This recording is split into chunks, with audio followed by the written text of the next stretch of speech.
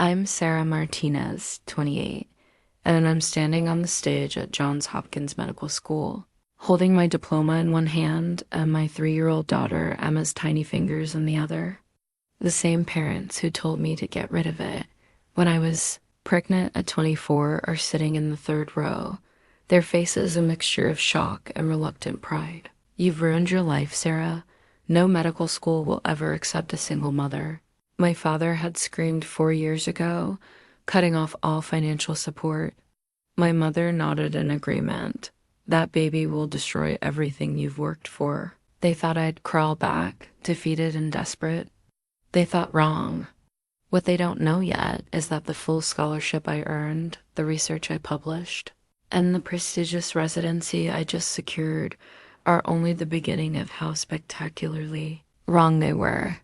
Like and subscribe if you've ever proved your doubters wrong. 4 years earlier, I stared at the 2 pink lines on the pregnancy test, my hands trembling as I sat on the cold bathroom floor of my college apartment. I was 24 in my final year of pre-med studies at UC San Diego, and my entire future had just shifted in the span of 3 minutes. My first instinct was joy, pure, unexpected joy. I'd been dating Marcus for 2 years, and while we weren't married, we talked about a future together. The baby felt like a beautiful accident, a push toward the life we dreamed about. I called him immediately, my voice shaking with excitement and terror. "Are you sure?" he asked, and I could hear the panic creeping into his voice even through the phone. 3 tests, Marcus, all positive. The silence stretched between us like a chasm. When he finally spoke, his words cut through my heart like glass. "Sarah, I can't do this. I'm not ready for a baby. I'm not ready for this responsibility." He was gone within a week, leaving behind only a hastily written note about needing to find himself and a forwarding address in Seattle. Just like that, my support system was cut in half, but I still had my parents. My successful, career-driven parents who had sacrificed everything to put me through college and support my medical school dreams. My father, a corporate lawyer, and my mother, a financial advisor, had always been my biggest cheerleaders. They'd understand. They'd help me figure this out. I drove to their house in La Jolla the following weekend, rehearsing the conversation in my head. I'd tell them about the pregnancy, about Marcus leaving, about my plan to continue with school and raise the baby. I painted it all in my mind, their initial shock giving way to excitement about their first grandchild. My mother immediately diving into planning mode. My father calculating how to adjust the budget to help support us. Reality was nothing like my naive expectations. I found them in the living room. My father reading the financial section while my mother reviewed client portfolios. The house felt as pristine and cold as always. Every surface polished to perfection. Every piece of furniture positioned with mathematical precision. "Mom, Dad, I need to talk to you about something important." My mother looked up first, her sharp eyes immediately assessing my appearance. "You look tired, Sarah. Are you getting enough sleep? Medical school applications are no joke. You can't afford to let your grades slip now. That's actually what I need to discuss with you." I took a deep breath, my heart pounding so hard I was sure they could hear it. "I'm pregnant." The silence that followed was deafening. My father's newspaper crinkled as his grip tightened, and my mother's pen froze mid-calculation. "What did you just say?" My father's voice was dangerously quiet. "I'm pregnant. About 8 weeks along." My mother's portfolio slammed shut. "Please tell me you're joking." "I'm not joking. I know this isn't what we planned, but..." "Planned?" My father stood up, his face turning red. "Sarah, you've just destroyed everything we've worked for, everything we've invested in you." "Dad, I can still go to medical school. Plenty of people have children and not our daughter." My mother interrupted, her voice cold as ice. "Do you have any idea how competitive medical school is? How many perfectly qualified candidates get rejected every year? And you think you can waltz in there with a baby on your hip? I've already been accepted to 3 programs, I said, my voice getting smaller. And you think they'll still want you when they find out you're an unwed mother? My father began pacing, his lawyer instincts kicking in as he built his case against me. This is career suicide, Sarah, pure and simple. The conversation spiraled from there. They demanded to know about Marcus, their disappointment growing when I told them he left. They questioned my judgment, my priorities, my commitment to the goals we'd worked toward my entire life. There's still time to fix this, my mother said finally, her tone shifting to the practical voice she used with her most challenging clients. We can find a good clinic, take care of this quietly, and no one ever has to know. You can still have your dream career. Fix this? I stared at her in disbelief. Mom, this is your grandchild we're talking about. This is a mistake, my father corrected. A mistake that will cost you everything if you don't handle it properly. I left their house that night with an ultimatum ringing in my ears. Terminate the pregnancy and continue with their full support, or keep the baby and lose their financial backing, their approval, and their presence in my life. Think carefully, Sarah, my mother had said as I stood in their doorway. Because once you make this choice, there's no going back. We won't be there to pick up the pieces when your life falls apart. I drove back to my apartment in tears, one hand unconsciously, moving to my still flat belly. For the first time in my life, I was truly alone, facing the biggest decision I'd ever had to make with no one in my corner. But as I sat in my car outside my apartment building, something shifted inside me. Maybe it was hormones, or maybe it was the first stirring of the fierce maternal instinct that would carry me through the next 4 years. I thought about the tiny life growing inside me, about the future I could give this child if I was brave enough to fight for it. That night, I made my choice. I was keeping my baby, and I was going to prove every single one of them wrong. The consequences of my decision hit like a sledgehammer within 2 weeks. My parents weren't bluffing. They cut me off completely and immediately. The credit card they'd given me for emergencies was canceled. The monthly transfers that had covered my rent and living expenses stopped cold. The car they'd helped me buy was technically in their name, and they wanted it back. I remember standing in the parking lot of a grocery store, holding the keys to my Honda Civic while my father waited behind the wheel of his Mercedes. His face was stone cold. No trace of the man who used to take me for ice cream after piano recitals. This is your last chance to come to your senses, he said through the driver's window. I handed him the keys without a word and watched him drive away, taking my independence with him. The eviction notice came 3 days later. Without my parents' financial support, I couldn't make rent on my studio apartment in the nicer part of town.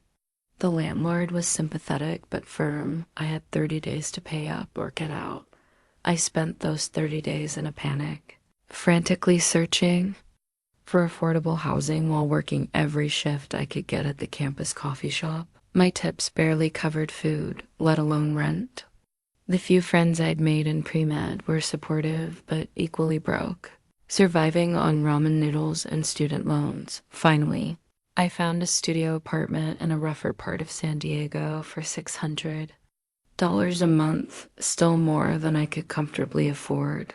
But the landlord was willing to overlook my lack of credit history in exchange for first month's rent, last month's rent, and a hefty security deposit that wiped out my entire savings account. The apartment was a far cry from the comfortable space I'd been living in. The walls were thin enough that I could hear every argument from the couple next door, every crying baby in the building, every siren that wailed down the street at all hours.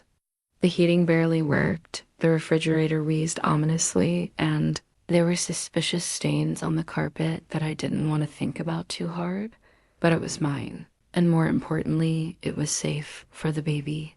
I took on 3 different jobs to make ends meet. There was the coffee shop on campus where I worked early morning shifts before classes. Then I had a tutoring gig in the afternoons, helping struggling undergraduates with organic chemistry and biology.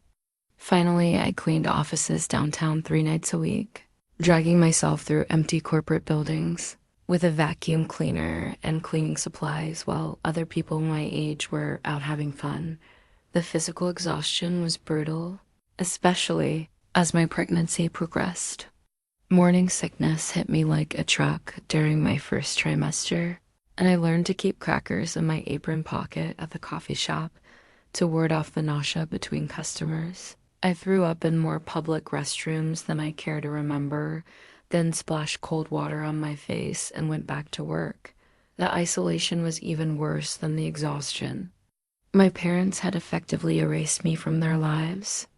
They didn't return my calls, didn't respond to my text, didn't acknowledge my existence. It was as if I had died the moment I chose my baby over their approval. Some of my extended family tried to reach out, but it became clear that my parents had told their version of the story, that I was being irresponsible and reckless, throwing away my future for a mistake. My aunts and uncles offered vague platitudes about making better choices, but no real support. The loneliness was suffocating.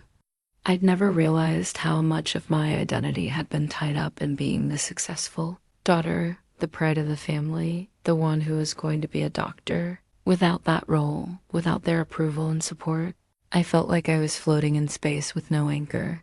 But slowly, gradually, I began to find my footing. The barista at the coffee shop where I worked, Maria, became a friend and mentor.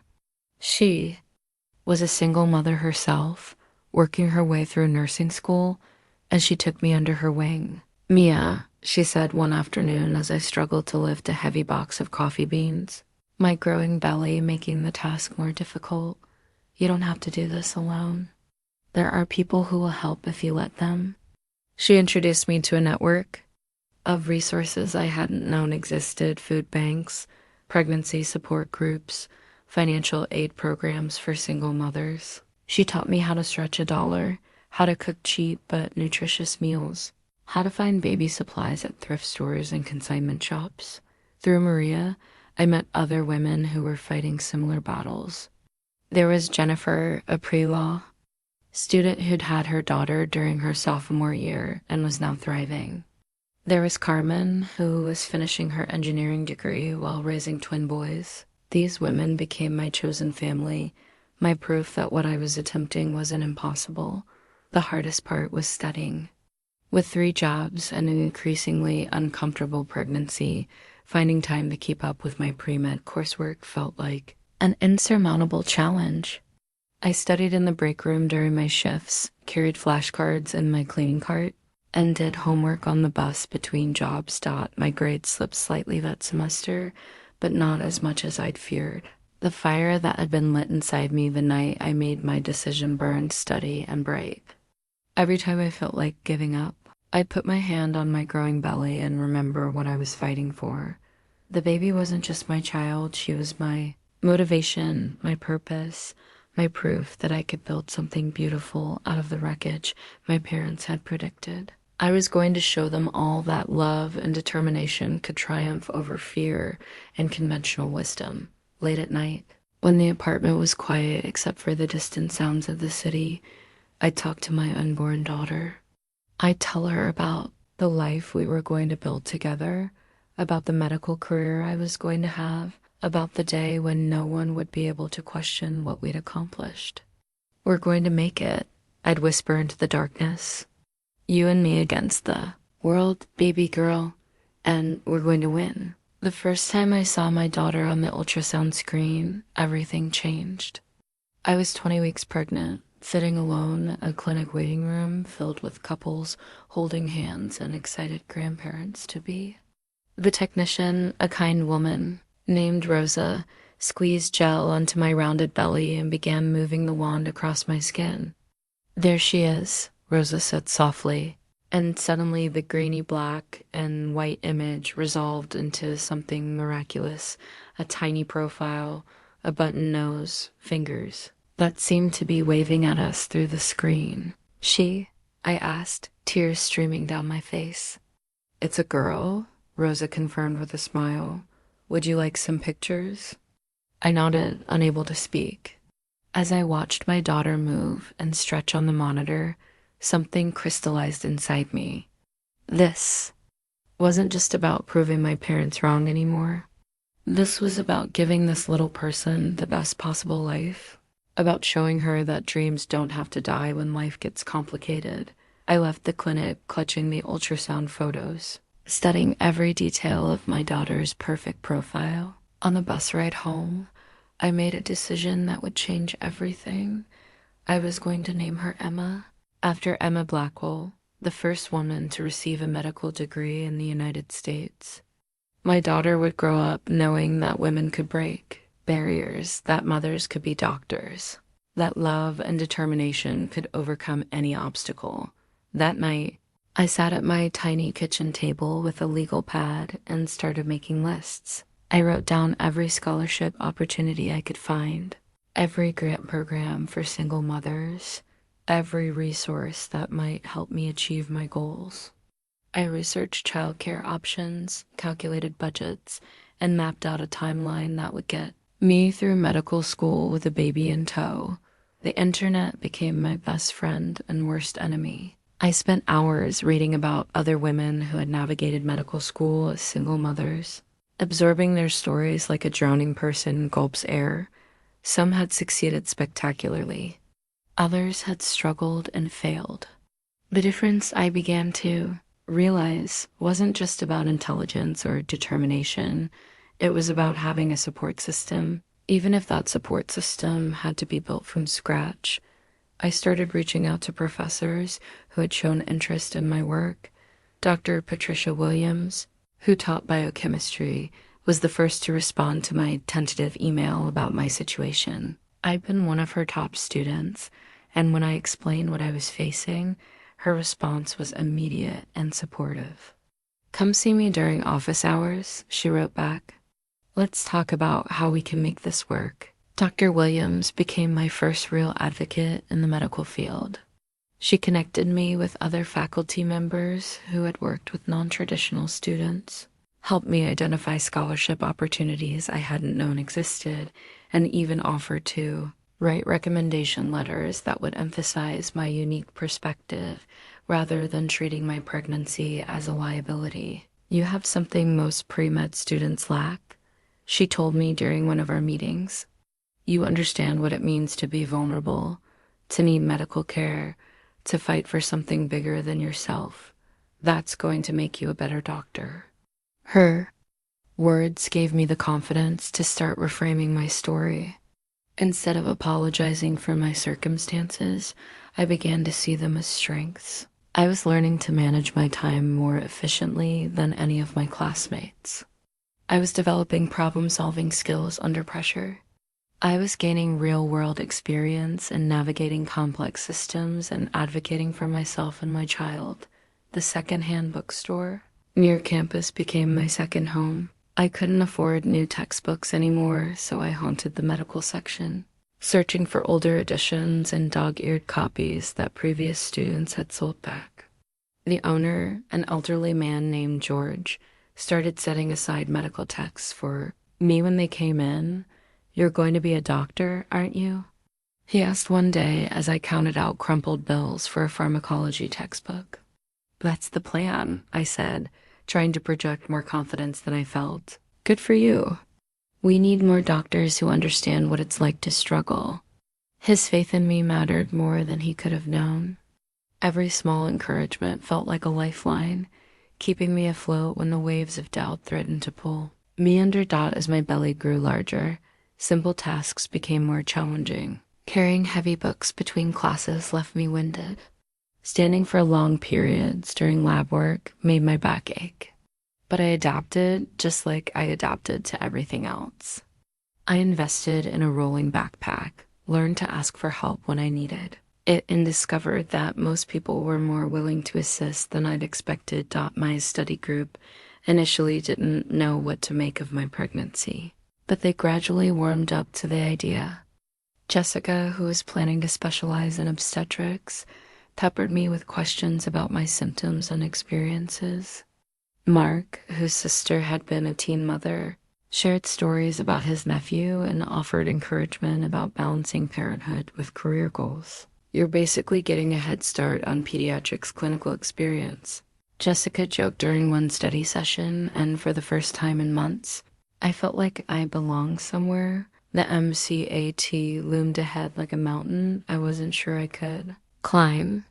The test was scheduled for when I'd be 7 months pregnant, and I worried about my ability to sit still for hours while dealing with pregnancy discomfort, but I threw myself into preparation with the same intensity I'd applied to everything else. I studied on the bus to work, during breaks at the coffee shop, and late into the night when my apartment was finally quiet. I took practice tests until I could recite the question patterns in my sleep. When other students complained about the stress of MCAT prep, I wanted to laugh. They had no idea what real stress looked like. The day I felt Emma kick for the first time, I was hunched over organic chemistry flashcards at 2 a.m. The sudden flutter in my belly made me gasp, and I pressed my hand to the spot where I'd felt the movement. "Hello, little one," I whispered. "Are you helping mommy study?" Another kick, stronger this time, as if she was answering me. In that moment, sitting alone in my cramped apartment with textbooks scattered around me and my daughter dancing in my womb, I felt more powerful than I ever had in my parents' pristine house. I was building something from nothing, creating a future through sheer force of will and love. I pulled out my phone and took a picture of the ultrasound photo propped against my chemistry book. Someday, I thought Emma would see this picture and understand what we'd overcome together. Someday, she'd know that her mother had been studying to save lives even before she was born. The road ahead was still impossibly long and steep. But for the first time since I'd seen those 2 pink lines, I truly believed we could make it to the top. Emma decided to make her entrance into the world 3 weeks early during my final exam period. I was in the middle of my biochemistry final when the first real contraction hit a sharp, breathtaking pain that made me grip the edge of my desk and gasp audibly. The professor, Dr. Chan, noticed immediately. "Ms. Martinez, are you all right?" I nodded quickly, not wanting to draw more attention, but another contraction followed 20 minutes later, stronger than the first. By the time I finished my exam, because there was no way I was leaving without completing it, I was timing contractions on my phone app. The bus ride to the hospital was surreal. I sat with my backpack full of textbooks, breathing through contractions while texting Maria from the coffee shop. She was the closest thing I had to family now, and she'd promised to meet me at the hospital when the time came. "I'm on my way." "Mia," she texted back. "Don't you dare have that baby without me there." The labor and delivery ward was bustling with activity, but I felt utterly alone as I checked myself in. Around me, women were surrounded by husbands, mothers, sisters, whole support teams ready to welcome new babies. I had Maria's promise to come after her shift ended and a bag of hand-me-down baby clothes from the pregnancy support group. The nurse who admitted me, Carol, was a godsend. She must have sensed my isolation because she stayed with me longer than necessary, explaining everything that was happening and treating me with the kind of gentle kindness I'd been craving for months. "First, baby?" she asked as she helped me into a hospital gown. "Yes, and I'm doing this alone." "Honey, you're not alone. We're going to take good care of both of you." Labor was nothing like what I'd imagined. The pain was manageable at first, then overwhelming, then manageable again, an endless cycle that stretched for 14 hours. Maria arrived during hour 6, still wearing her coffee shop apron, and held my hand through the worst contractions. "You're doing amazing," she kept saying. "Your baby is so lucky to have such a strong mama." When Emma finally arrived at 3:47 a.m. on a Tuesday morning, everything else in the world disappeared. She was tiny, only 5 pounds, 8 ounces, but absolutely perfect. Her dark hair was matted against her head, and when the doctor placed her on my chest, she opened her eyes and looked directly at me with an expression of complete trust. "Hello, Emma," I whispered, tears streaming down my face. "I'm your mama. I've been waiting to meet you." The hospital bracelet they put on her tiny wrist read, "Baby Girl Martinez." And seeing our shared last name made everything feel official and real. This was my daughter, my family, my reason for everything I was working toward. The next few days in the hospital were a blur of feeding schedules, diaper changes, and visits from various medical staff. Emma was healthy but small, so they kept us for observation. I spent hours just staring at her, memorizing every detail of her face, marveling at the fact that I had created this perfect little person. The discharge process was both exciting and terrifying. Carol, the nurse who'd admitted me, walked me through everything one final time. "You have my number if you need anything," she said, pressing a piece of paper into my hand. "And remember, you're going to be a wonderful mother. Trust your instincts." Bringing Emma home to our tiny studio apartment was surreal. I'd prepared as much as I could, setting up a bassinet next to my bed, organizing baby supplies in neat piles, reading every parenting book I could get my hands on. But nothing had prepared me for the reality of being solely responsible for this tiny, helpless human being. The first night was a disaster. Emma cried for what felt like hours, and nothing I did seemed to comfort her.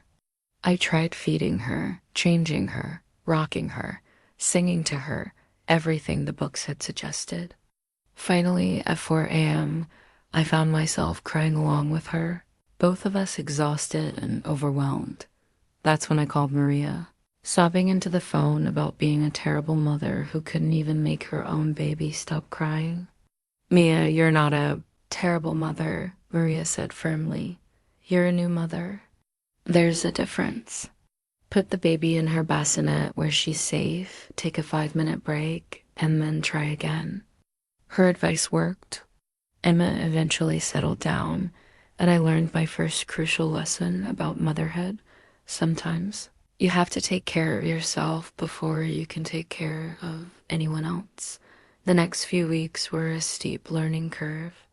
I had to figure out Emma's feeding schedule, her sleep patterns, her different cries, and what they meant. I learned to function on 3 hours of sleep, to eat meals with one hand while holding a baby with the other, to study biochemistry pathways, while bouncing a fussy infant. My pre-med coursework didn't pause for new motherhood. I had makeup exams to complete, lab reports to finish, and applications for medical school to finalize. Emma came with me everywhere, to professor meetings in her car seat, to study sessions in her stroller, to the library where I'd nurse her in quiet corners between research sessions. The other students' reactions varied. Some were supportive, cooing over Emma and offering to help when they could. Others seemed uncomfortable, as if my motherhood reminded them of realities they weren't ready to face. A few were openly judgmental, whispering about my choices when they thought I couldn't. HEAR Dr. Williams remained my strongest advocate during this period. When I brought Emma to a biochemistry review session, she didn't even blink. "Class, meet Emma," she announced. "She's going to be our youngest pre-med student." That moment of acceptance meant everything to me. It validated my decision to bring my whole self, mother and future doctor, into every space I occupied. The financial pressure intensified with Emma's arrival. Diapers, formula to supplement breastfeeding, baby clothes as she grew, everything cost money I didn't have. I took on additional tutoring students, worked extra shifts when Maria could watch Emma, and learned to stretch every dollar until it screamed. But there were unexpected joys too. Emma's first smile came during a particularly difficult organic chemistry study session. I was stressed about an upcoming exam, bouncing her gently while trying to memorize reaction mechanisms, when she suddenly beamed up at me with such pure happiness that all my anxiety melted away. "Are you proud of your mama?" I asked her, and she gurgled contentedly in response. Those moments, Emma sleeping peacefully while I studied. Her tiny hand gripping my finger during late-night feedings. The way she'd calm down when she heard my voice became my fuel. Every sacrifice felt worth it when I looked at her perfect face and thought about the future we were building together. The MCAT was still looming, now just 6 weeks away, and I had to figure out how to prepare for the most important test of my life while caring for a newborn. It seemed impossible, but so had everything else I'd accomplished over the past year. I taped molecular structure diagrams to the wall above Emma's changing table, practiced math problems while she had tummy time, and turned organic chemistry reactions into lullabies. If I was going to do this, I was going to do it my way, as a mother, as a fighter, and as someone who refused to let anyone else's definition of possible limit what I could achieve. Returning to classes with a 6-week-old baby strapped to my chest was like entering a parallel universe. While my classmates stumbled into 8 a.m. lectures hungover from parties, I arrived fully alert, not by choice, but because Emma's feeding schedule had me up every 3 hours anyway. The dean's list letter arrived on a Thursday morning when Emma was 2 months old. I was sitting cross-legged on my apartment floor, bouncing her gently while reviewing my transcripts for medical school applications when the mail came through the slot. The university letterhead made my heart skip. Was it bad news about my financial aid? Instead, it was congratulations for achieving a 3.9 GPA for the semester, earning me a place on the dean's list. I stared at the letter for a full minute, then looked down at Emma, who was chewing on her tiny fist. "We did it, baby girl," I whispered. "Your mama made the dean's list." The achievement felt surreal. While other students had focused solely on academics, I'd been juggling coursework with midnight feedings, diaper changes, and the constant worry that comes with being entirely responsible for another human being. Yet somehow, my grades had improved rather than suffered. Professor Williams later explained why this wasn't as surprising as I thought. "You don't have time to waste anymore," she said during one of our meetings, Emma sleeping peacefully in her carrier at my feet. "Every minute you spend studying has to count, so you've learned to focus in ways your classmates haven't mastered yet." She was right. I'd developed an almost supernatural ability to absorb information quickly and efficiently. While other students might spend 4 hours half-heartedly reviewing material, I could accomplish the same learning in 2 hours of intense, focused study during Emma's naps. My organic chemistry professor, Dr. Reeves, initially seemed skeptical when I showed up to his notoriously difficult class with a baby. He was old school, the type who believed medical school required total dedication and no outside distractions. But when I aced his first exam scoring higher than students who'd been studying organic chemistry for years, his attitude shifted. "Ms. Martinez," he said after class one day, "I owe you an apology. I assumed having a child would impact your performance negatively. Instead, you're outperforming most of your peers." "Thank you, Professor Reeves. Emma actually helps me study, sometimes. I explain concepts out loud to her, and it helps me understand them better." He chuckled at that. "Well, she's certainly getting an early introduction to the sciences."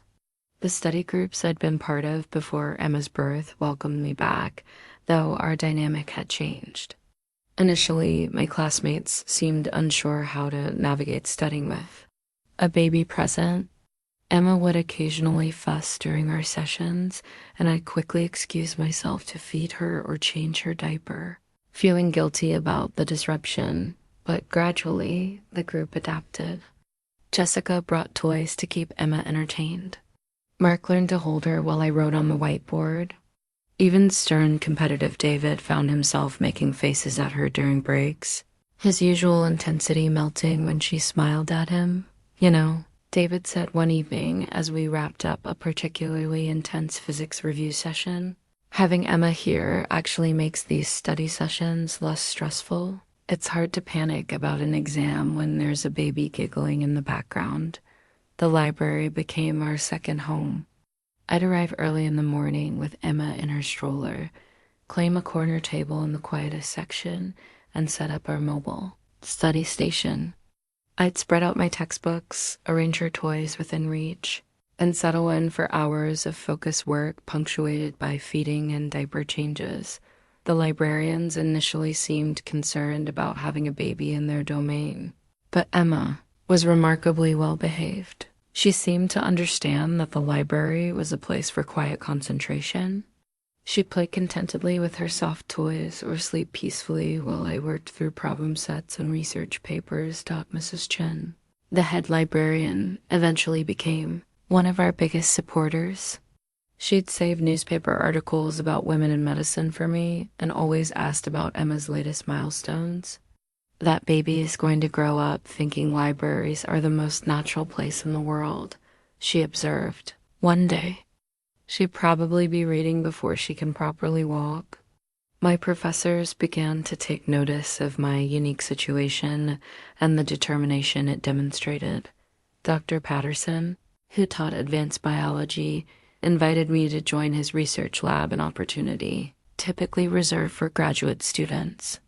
The work involved studying cellular regeneration, and having access to real research experience would significantly strengthen my medical school applications. I can accommodate Emma when necessary, he assured me when I expressed concern about the time commitment. What you're doing succeeding academically while raising a child demonstrates exactly the kind of dedication and problem-solving skills we need in medicine. The research lab became another learning environment for both Emma and me.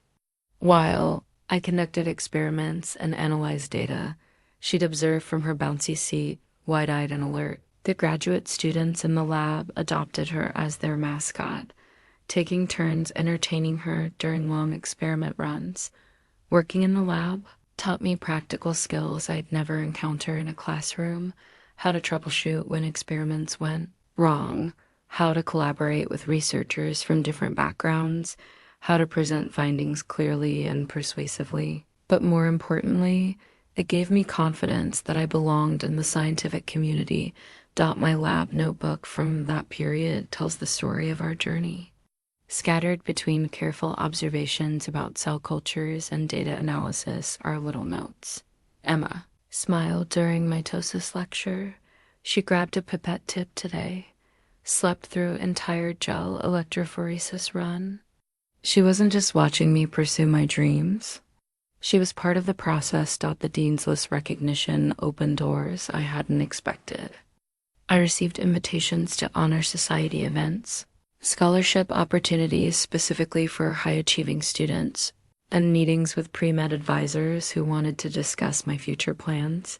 During one such meeting, Dr. Rodriguez, the pre-med program director, looked over my transcript with obvious admiration. "Sarah, your academic performance is exceptional, especially considering your circumstances. Have you thought about what kind of medicine you want to practice?" "Pediatrics," I answered without hesitation. "Working with children and families who need advocates." "That makes perfect sense," he said, glancing at Emma, who was quietly playing with a toy stethoscope Maria had bought her. "Your personal experience will make you incredibly effective with young patients and their parents." The path ahead was still challenging, but for the first time since my parents had abandoned me, I felt truly confident about my future. I wasn't just surviving, I was excelling. Emma wasn't holding me back. She was inspiring me to reach heights I'd never imagined possible. That night, as I updated my medical school personal statement with my latest academic achievements, Emma fell asleep on my lap. I looked down at her peaceful face and thought about how different our lives might have been if I'd made the choice my parents wanted. Instead, here we were, a Dean's List student and her perfect daughter, proving every day that love and determination could overcome any obstacle. We were writing our own definition of success, one semester at a time. The MCAT study schedule taped to my refrigerator looked like a military operation. Color-coded blocks of time mapped out every minute of my day for 3 months leading up to the test. Green for studying, blue for Emma time, red for work shifts, yellow for sleep. Though the yellow blocks were disappointingly small dot, Emma was 4 months old when I began serious MCAT preparation, and she had become my study partner in the most literal sense. I'd quiz myself on amino acid structures while she had tummy time, practice physics problems during her afternoon naps, and read biology passages aloud to her during late-night feedings. Today we're learning about the cardiovascular system, I'd tell her as she nursed, her tiny hand gripping my finger. The heart has 4 chambers, just like Mama's heart has room for you in medicine. Maria thought I was losing my mind. Mia, she's a baby. She doesn't understand what you're saying. Maybe not the words, I admitted, but she's getting used to the rhythm of scientific language. It can't hurt. The Missy AT prep course was out of the question. I couldn't afford the $2,000 fee.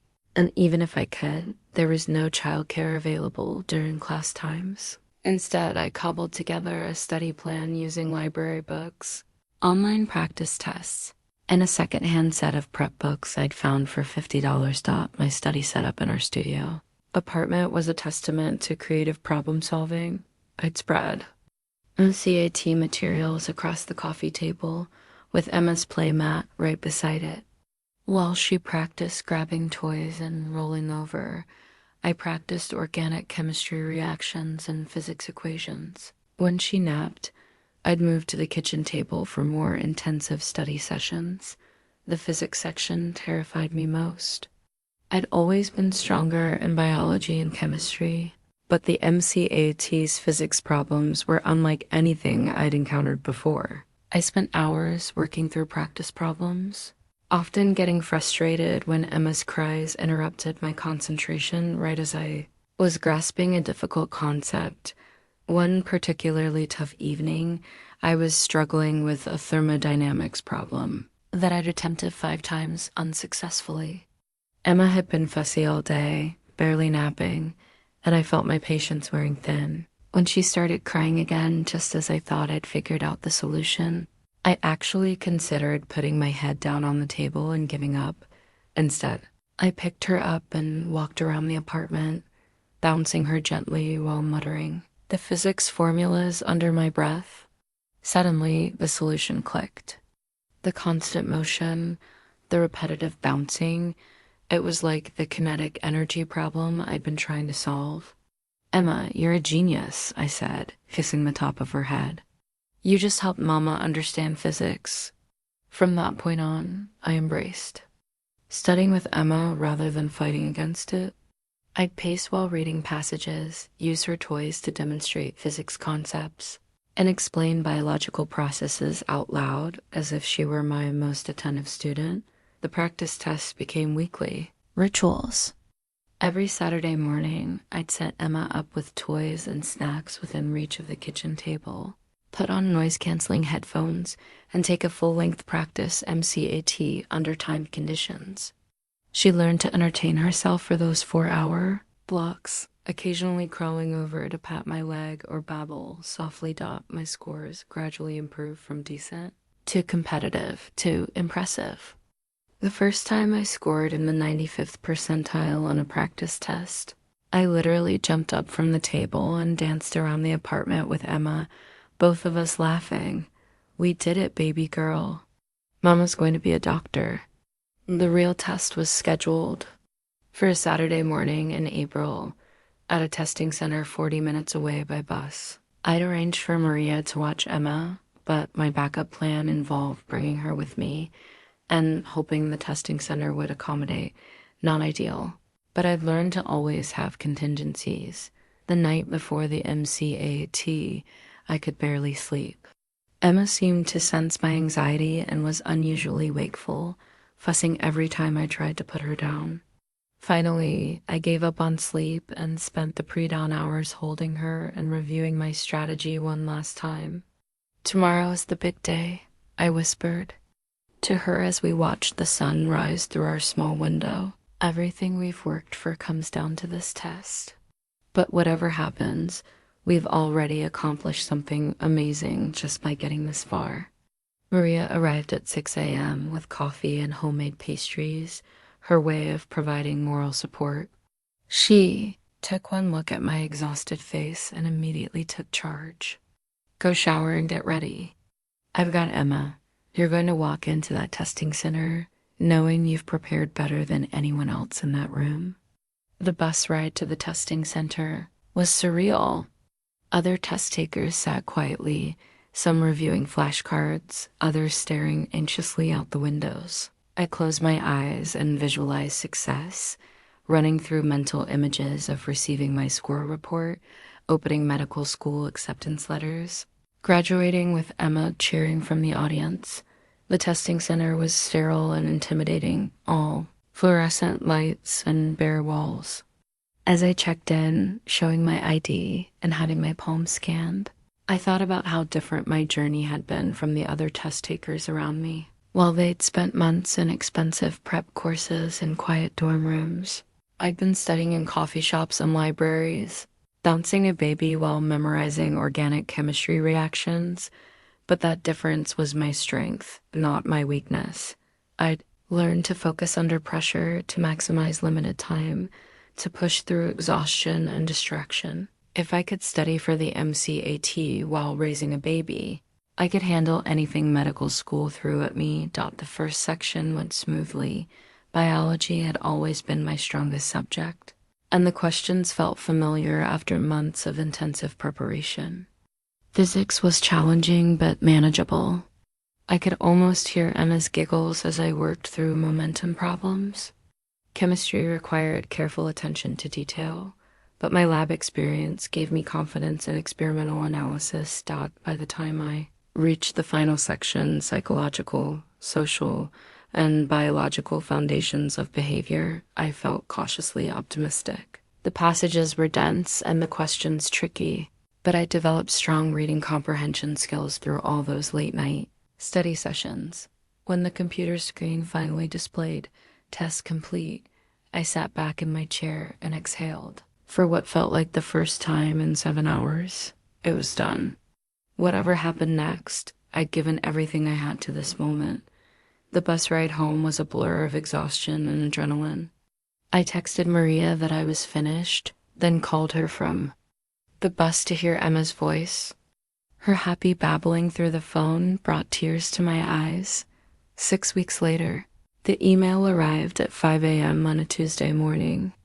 Emma was having an early breakfast in her high chair, cheerfully smearing banana across her face when my phone chimed. With the MCAT score notification, my hand shook as I opened the email. 517 out of 528, 94th percentile overall, with particularly strong scores in biological sciences and chemistry.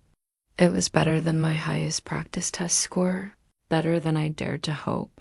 I screamed, actually screamed with joy, startling Emma so much that she dropped her banana. Then I scooped her out of her high chair and spun around the kitchen, both of us laughing. We did it, Emma. Mama scored in the 94th percentile. Do you know what this means? She giggled and grabbed my hair, which I took as enthusiastic approval. Score meant everything. It meant medical schools would take my application seriously despite my unconventional circumstances. It meant the doors my parents thought I'd slammed shut were not only still open, but welcoming me through. It meant Emma and I were one giant step closer to the life I'd been working toward since the day I decided to keep her. That afternoon, I printed out the score report and tucked it into Emma's baby book, right next to her ultrasound photos and hospital bracelet. Someday, when she was old enough to understand, I'd show her this piece of paper and tell her how she'd been my motivation through every practice test, every late-night study session, every moment when I'd wanted to give up. The MCAT was behind. But it was really just the beginning. Medical school applications were due in 3 months, and I had essays to write, recommendation letters to collect, and interviews to prepare for. But for today, I allowed myself to celebrate. We'd conquered. The mountain everyone said was too high for a single mother to climb, and the view from the top was spectacular. The medical school application portal opened at 9 a.m. on a Thursday in May, and I was ready. Emma, now 6 months old and sitting supported in her high chair, watched with wide eyes as I logged in to begin what would become the most important set of documents. I'd ever written 15 applications. That was my target number, carefully chosen after weeks of research into programs that might be receptive to non-traditional students. Each application required essays, transcripts, letters of recommendation, and a hefty fee that I'd been saving for months by skipping meals and taking on extra tutoring sessions. The personal statement was the hardest piece to write. How do you condense a journey like mine into 5,300 characters? How do you explain that becoming a mother hadn't derailed your dreams, but had actually clarified them? I went through 17 drafts over 3 weeks, writing and rewriting while Emma napped or played quietly nearby. The first versions were angry, full of rage at my parents' abandonment and defiance against everyone who doubted me. But gradually, the tone shifted to something more powerful, gratitude for the journey that had shaped me into exactly the kind of doctor the world needed. The moment I held my daughter for the first time, I wrote in the final version, I understood what it truly means to advocate for someone vulnerable. As a physician, I will bring that same fierce protective instinct to every patient encounter, especially with children and families facing their most frightening moments. Dr. Williams helped me craft essays that highlighted my unique perspective without dwelling on the challenges. Don't apologize for your path, she advised during one of our revision sessions. Present it as the asset it is. You have life experience most applicants lack, and that makes you valuable. The secondary applications were even more intensive. Each school had specific prompts, some asking about diversity, others about leadership, still others about handling adversity. I wrote about learning to study organic chemistry while breastfeeding, about finding strength in vulnerability, about the patient perspective. I gained through my own healthcare experiences during pregnancy and delivery. Johns Hopkins asked about a time I'd failed and what I'd learned. I wrote about the night Emma was born, when I'd felt completely overwhelmed and unprepared, crying along with my newborn daughter at 4 a.m. Failure, I wrote, taught me that asking for help isn't weakness. It's essential for providing the best possible care. Harvard wanted to know about my greatest accomplishment. I described earning Dean's List recognition while raising Emma, but focused more on what the achievement represented, learning to excel under pressure, to find focus amid chaos, and to never let circumstances define what's possible. The recommendation letters came together like pieces of a puzzle. Dr. Williams wrote about my academic excellence and research potential. Dr. Patterson from the research lab focused on my analytical skills and dedication. Carol, the nurse from labor and delivery, provided a unique perspective on my character and resilience that no academic reference could match. Sarah Martinez represents the best of what medicine should be, Carol wrote. She understands vulnerability, advocates fiercely for those in her care, and demonstrates daily that strength comes in many forms. Any medical school would be fortunate to train such a naturally gifted healer. The application fees were brutal, nearly $2,000 in total for all 15 schools. I'd been saving every spare dollar for months, but it still meant choosing between new shoes for my growing feet and submitting applications to reach programs. The shoes could wait. My future couldn't. Interview invitations began arriving in October, and each email made my heart race. The first was from UC San Diego, my undergraduate school, where professors knew my story and had watched my journey firsthand. The second was Johns Hopkins, my dream program. By December, I'd received 8 interview invitations out of 15. Applications, a success rate Dr. Williams called exceptional for any applicant, but especially impressive given your circumstances. Preparing for interviews while caring for a crawling 8-month-old was like choreographing an elaborate dance. I practiced answering common questions while Emma explored our apartment, pausing mid-response to move dangerous objects out of her, reach or redirect her away from electrical outlets. "Why do you want to be a doctor?" I'd say to my reflection in the bathroom mirror while Emma banged wooden blocks on the floor behind me. "Why pediatrics? How do you handle stress? What's your greatest weakness?" The questions about being a single mother in medical school were inevitable, and I learned to address them head on. "Emma isn't a distraction from my medical education," I'd practice saying. "She's my motivation for becoming the best possible physician. She's taught me patience, time management, and what it means to be completely responsible for someone's well-being." My interview outfit came from a consignment shop, a navy blue suit that fit well enough after minor alterations. Maria watched Emma during my local interviews, but for out-of-state programs, I had to get creative. The Hopkins interview required an overnight trip to Baltimore, and I couldn't afford both travel expenses and extended childcare. I called the admissions office, explaining my situation with as much professionalism as I could muster. The response surprised me. "Ms. Martinez, we understand the challenges facing student parents," the coordinator said. "We can arrange for you to interview on a Friday so you can make it a quick trip. And we have information about family-friendly accommodations near campus." That conversation gave me hope that some programs truly wanted to support diverse candidates rather than just talking about it in their marketing materials. The Hopkins interview itself was intense but exhilarating. I met with faculty members, current students, and administrators, all of whom seemed genuinely interested in my perspective. When one interviewer asked about my long-term goals, I spoke passionately about improving pediatric care access and advocating for vulnerable families. "Your personal statement mentioned fierce advocacy," Dr. Martinez, no relation, noted. "Can you give me a specific example?" I told her about fighting with insurance companies to cover Emma's specialized formula when breastfeeding complications arose, about researching pediatric care options and demanding better communication from healthcare providers during scary moments.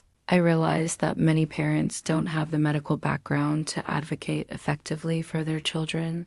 I explained, "I want to be the kind of doctor who empowers families and ensures every child receives excellent care regardless of their circumstances."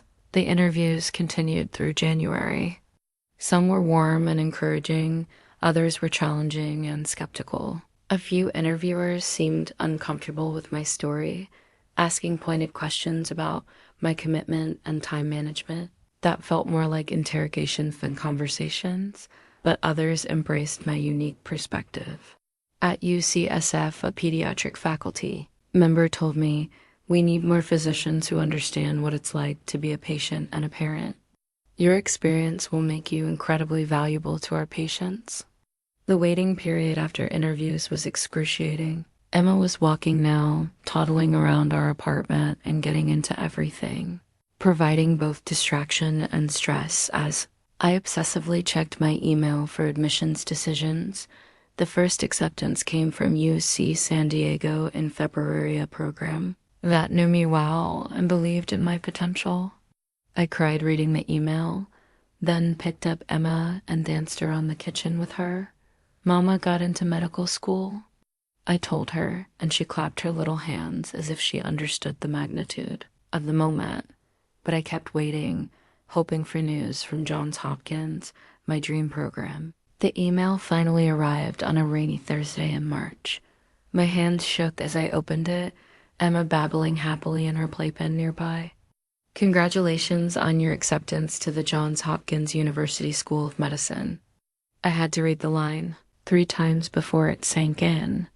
Johns Hopkins, one of the best medical schools in the country, wanted me.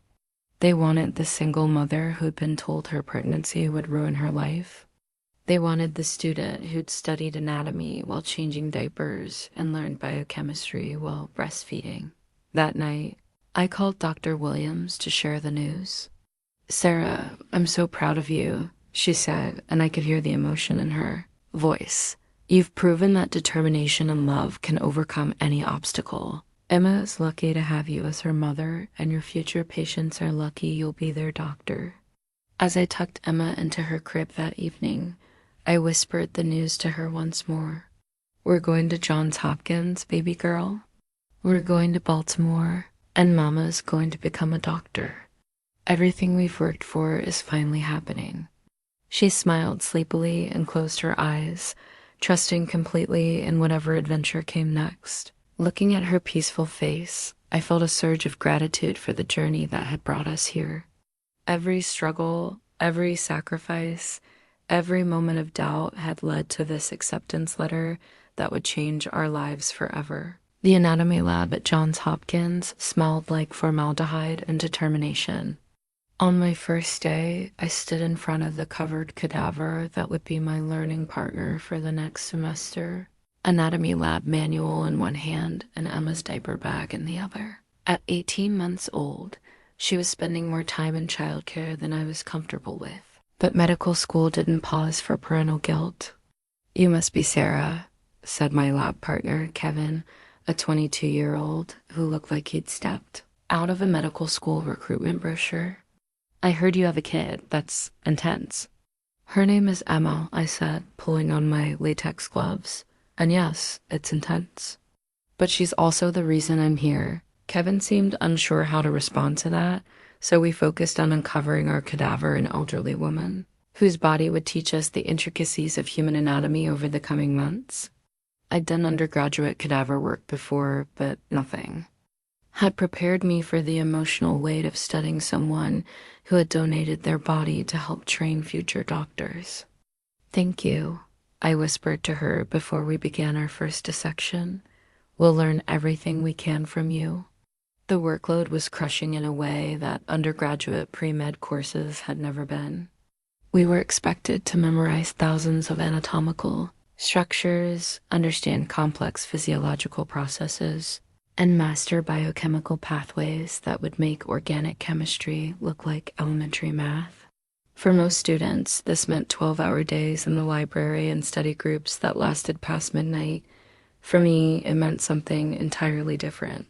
My study schedule revolved around Emma's needs, intense focus during her naps, flashcard, reviews while she played, and late-night cramming after she went to bed. I'd learned to maximize every available minute, studying on the bus to campus, reviewing notes while she ate breakfast, and practicing procedures on stuffed animals while she watched. The childcare situation was my biggest challenge. Johns Hopkins had a limited number of spots in their on-campus center, and the waiting list was months long. I'd managed to secure part-time care through a local provider, but the hours didn't always align with my class schedule, and the cost consumed nearly half of my financial aid. "Mama, go?"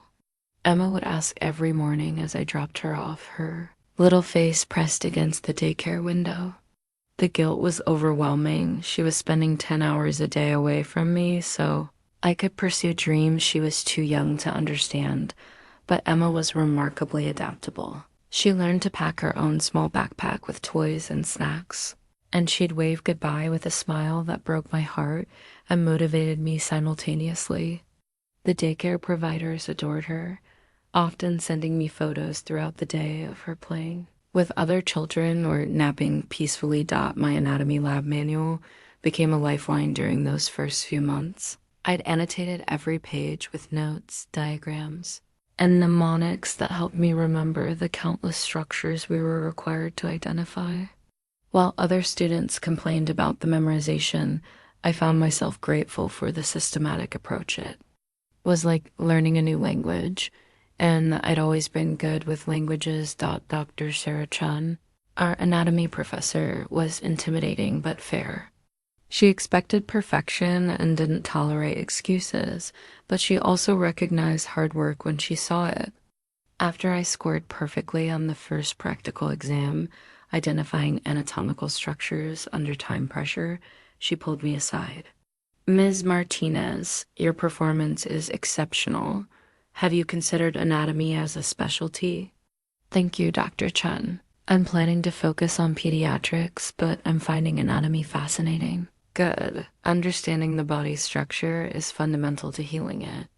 Your attention to detail will serve you well in pediatrics. The other students in my class were brilliant, motivated, and mostly single.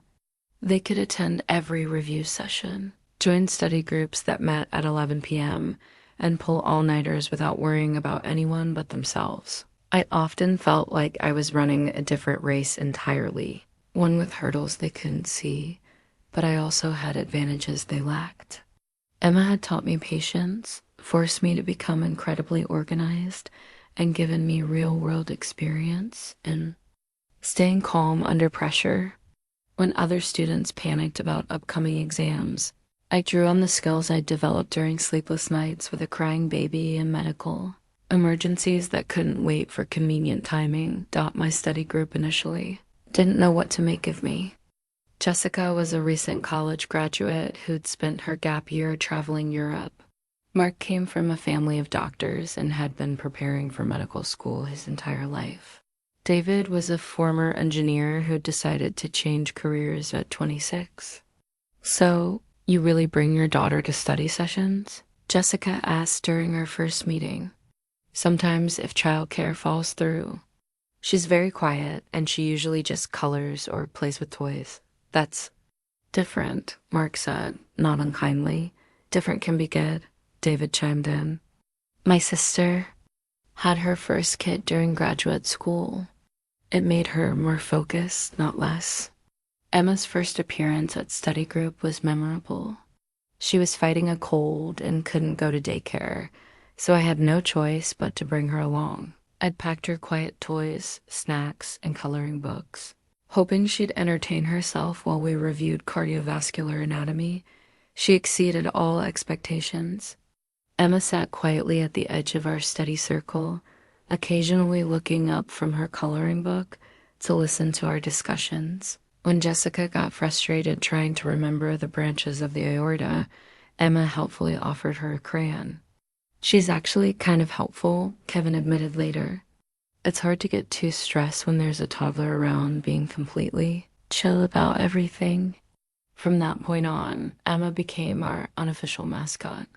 She attended study sessions when necessary, bringing a sense of perspective that none of us had realized we needed.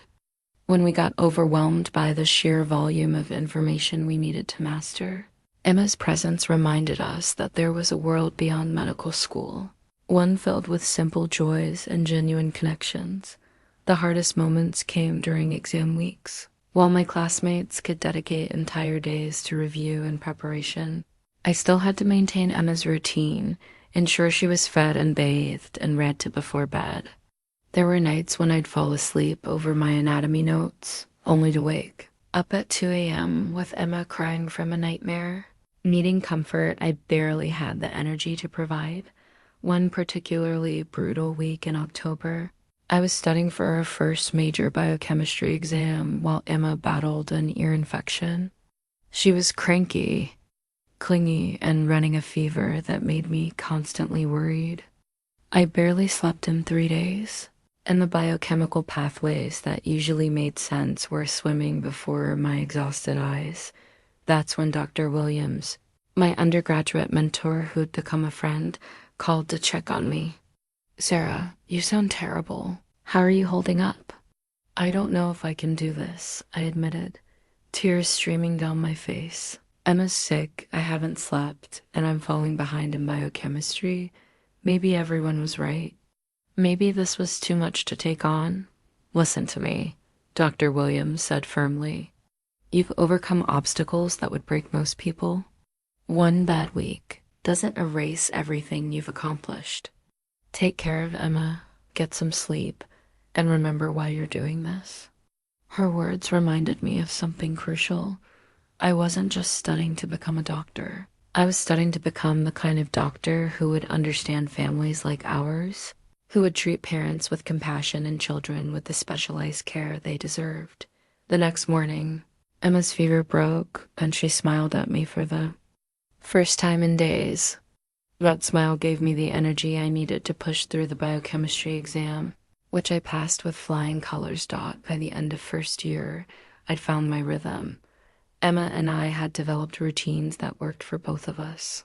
She'd grown comfortable with the childcare providers and had made friends with other children. I'd proven to myself and my classmates that being a mother didn't make me less capable. It made me different. And in medicine, different perspectives were invaluable. The most rewarding moment came during our anatomy practical final.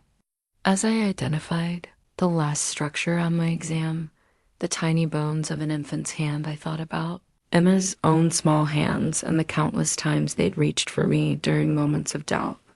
Those hands had given me strength when I didn't think I had any left, and now they were part of what made me determined to heal others. Walking out of that exam room, I felt a surge of pride that had nothing to do with grades or recognition. Emma and I had survived our first year of medical school, and we'd done it together as a team. The challenges ahead would be different, but we'd proven we could handle whatever came next. Emma's drawing of Mommy Doctor was taped to our refrigerator next to her growth chart and my study schedule. At 2 years old, she'd drawn me as a stick figure in a white coat with an oversized stethoscope around my neck. Her interpretation of a stethoscope looked more like a snake, but the pride in her eyes when she presented it to me was unmistakable. Mommy Doctor helps people, she announced, pointing to her masterpiece with a crayon-stained finger. That's right, baby girl. Mommy is learning to help people feel better. These moments had become our new normal, finding magic in the mundane, creating traditions that worked around my impossible schedule, and building a family unit that looked nothing like what either of us had been born into, but felt more real than anything I'd ever known. Our Baltimore apartment was small but cozy, a one-bedroom unit near campus that I'd furnished entirely with donations from the medical school's family support network and finds from local thrift stores. Emma's big girl bed was positioned so she could see the desk where I studied, and she'd often fall asleep to the sound of me reading notes aloud or typing research papers. The morning routine we developed was like a carefully choreographed dance. Emma would wake up around 6 a.m. and climb into my bed for cuddles, our 5 minutes of pure connection before the day's demands took over. Then I'd make her breakfast while reviewing flashcards, and she'd eat her cereal while I tested myself on drug interactions or anatomical structures. "Mama, what's that word?" she'd ask, pointing to my study materials with genuine curiosity. "That's stethoscope, sweetie. It's what doctors use to listen to hearts, like mine." She'd place her tiny hand over her chest, feeling for the heartbeat I'd taught her to find. "Exactly like yours." These everyday conversations were shaping Emma's understanding of the world in ways I was only beginning to appreciate. While other toddlers were learning colors and numbers, Emma was absorbing medical terminology, developing an intuitive understanding of healthcare, and watching her mother pursue dreams that seemed impossible to everyone else. My study group had evolved into something resembling a chosen family. Jessica, Mark, David, and Kevin had not only accepted Emma's presence, but had begun to genuinely care about both of us. Jessica bought Emma art supplies and would spend time coloring with her during study breaks. Mark taught her to stack blocks in increasingly complex patterns, secretly working on her spatial reasoning skills. David, the former engineer, was endlessly patient when Emma wanted to help by rearranging our study materials according to her own mysterious system. "You know," Kevin said one evening as we wrapped up a particularly intensive physiology review session, "Emma might be the smartest one in this group. She's been listening to us discuss medical concepts for months. She probably knows more anatomy than most pre-med students." It was a joke, but there was truth in it. Emma had developed an uncanny ability to sense when I was stressed about upcoming exams, and would automatically become more self-sufficient, playing quietly while I studied or bringing me her favorite stuffed animal when she noticed I was crying over particularly difficult material. The childcare center at Johns Hopkins had finally accepted Emma, and she thrived in the structured environment. Her teachers, Mrs. Rodriguez and Miss Jennifer, understood the unique challenges facing medical student parents and went out of their way to support our family. Emma talks about you constantly, Mrs. Rodriguez told me during a parent conference. She tells the other children that her mommy is going to be a doctor and help sick kids feel better. She's very proud of you. That pride was mutual and fierce. Emma was developing into a confident, articulate little person who could hold conversations with adults, share toys with other children, and adapt to new situations with remarkable resilience. She was everything I'd hoped she would be and more than I dared to dream. Our weekend traditions became sacred. Saturday mornings were for the farmer's market, where Emma would charm vendors into giving her extra strawberries while I stretched our grocery budget to cover fresh produce. She'd ride on my shoulders, pointing out colors and shapes, asking endless questions about everything she saw. "Mama, why are flowers different colors?" "Well, different colors attract different kinds of bees and butterflies. It's how plants make sure they can have baby plants. Like how you take care of me. Exactly like that, sweetie." These conversations reminded me why I'd chosen pediatrics. Emma's natural curiosity, her willingness to ask questions without fear of judgment, her ability to find wonder in everyday moments. These were the qualities I wanted to nurture in all the children I'd eventually treat. Sunday evenings were reserved for doctor practice, a game Emma had invented where she would be the patient and I would be the doctor. She'd present me with elaborate symptoms. My teddy bear has a tummy ache and his ear feels funny, and I'd conduct thorough examinations using a toy medical kit she'd received for her 2nd birthday. "Dr. Mommy," she'd say solemnly, "will my teddy be okay?" "With lots of rest and cuddles, he'll be perfect," I'd assure her, wrapping her stuffed animal in a small blanket. That's what good doctors do. We help everyone feel better. These games were more therapeutic for me than for Emma.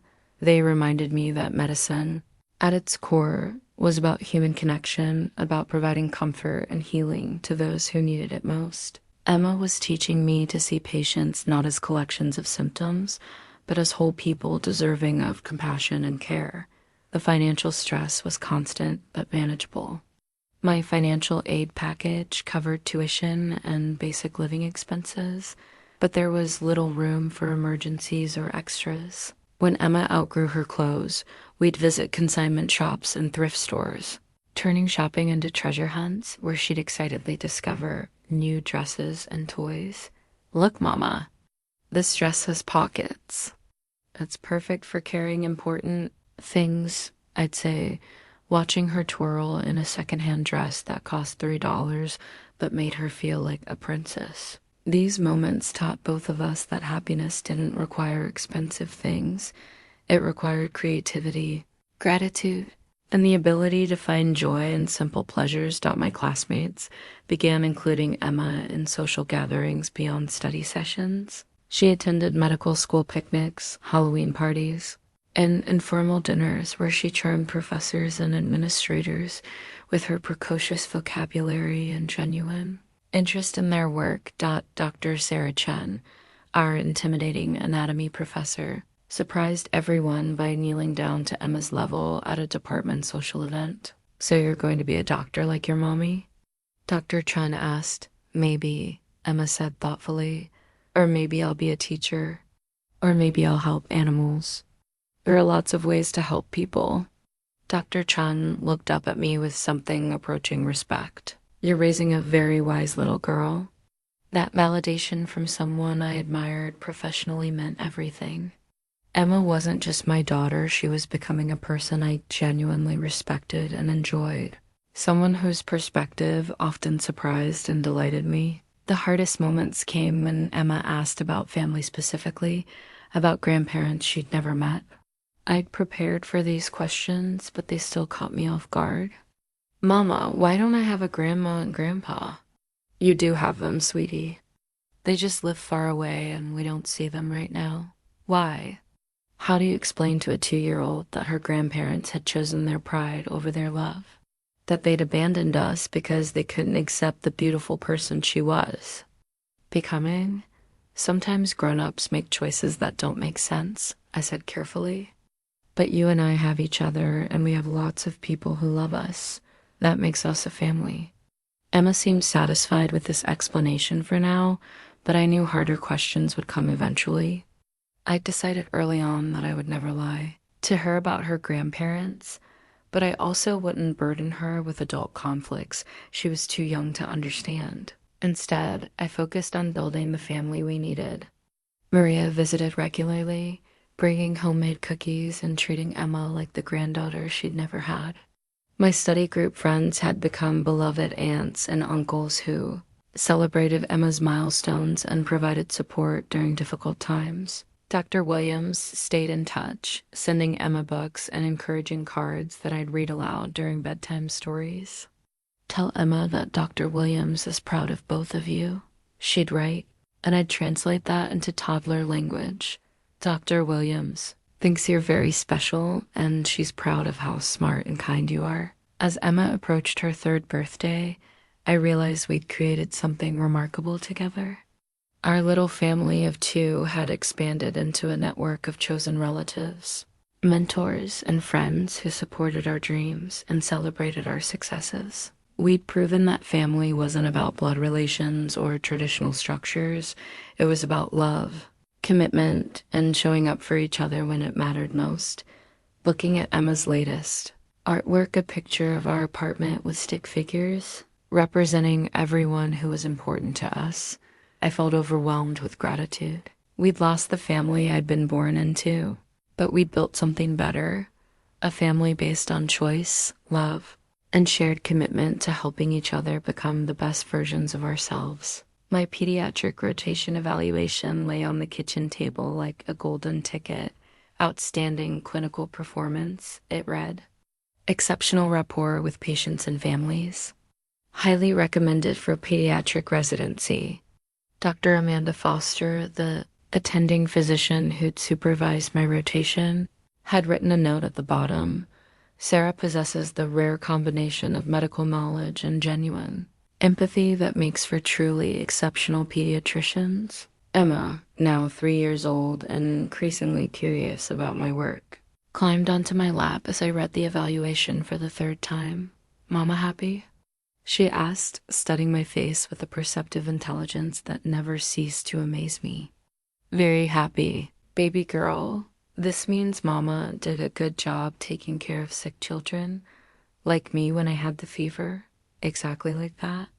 The pediatric rotation had been a revelation. After 2 years of classroom learning and basic clinical skills, I'd finally been placed in the environment where everything clicked to children's. Hospital filled with young patients who needed exactly the kind of care I'd been preparing to provide. My first day on the pediatric ward, I'd been assigned to work with Dr. Foster, a no-nonsense attending with a reputation for being tough but fair.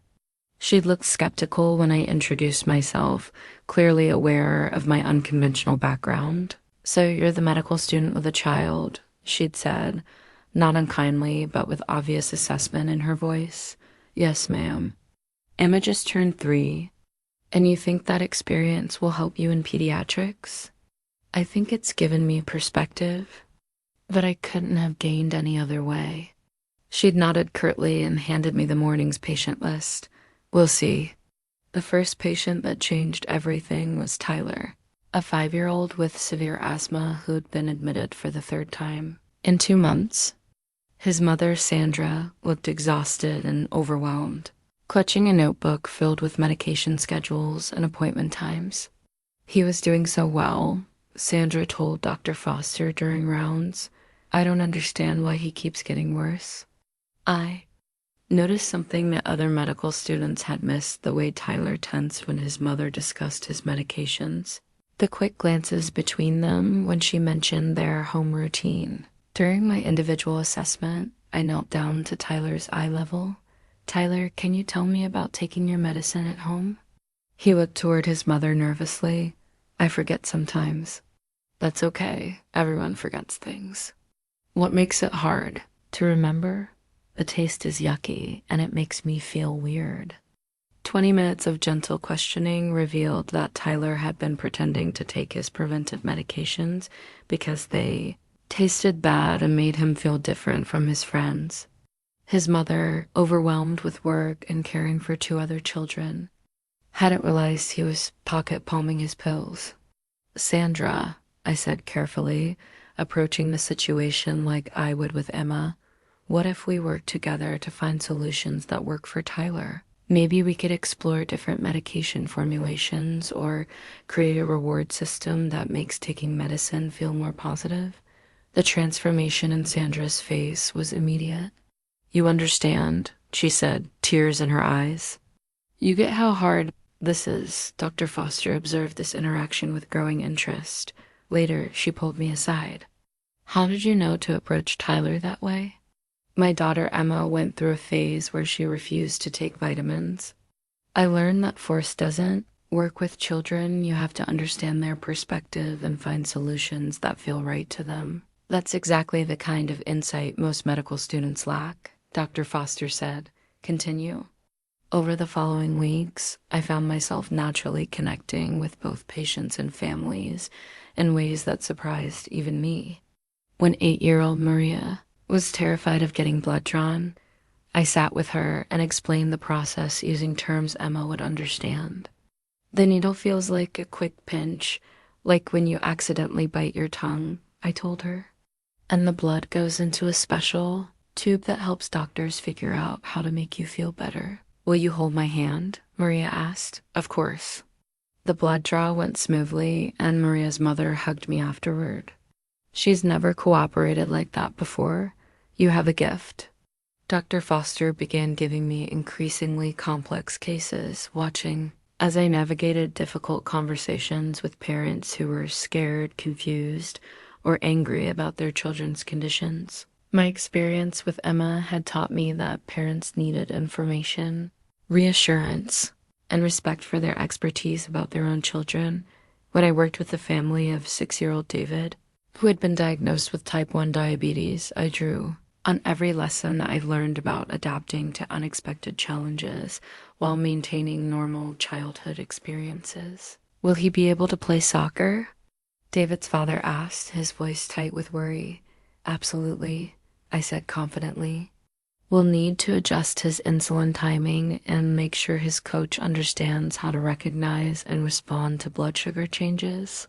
"But David can do everything other kids do." "Really?" David's eyes lit up. Double quotes, "Really?" "I know kids with diabetes who play sports, go to sleepovers, and live completely normal lives.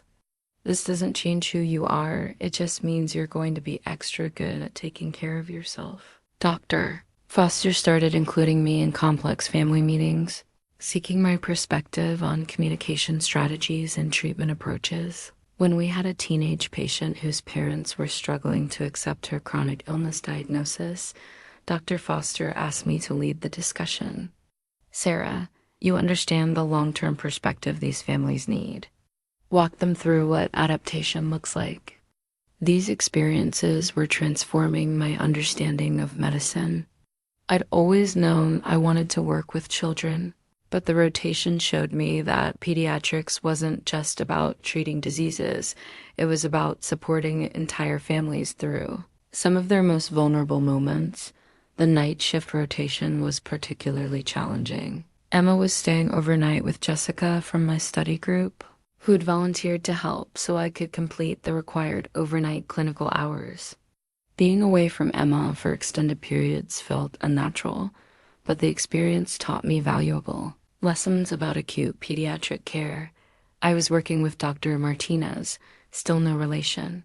Despite our shared surname, when a 2-year-old came into the emergency department with breathing difficulties, the child's presentation reminded me immediately of Emma's bout with bronchiolitis.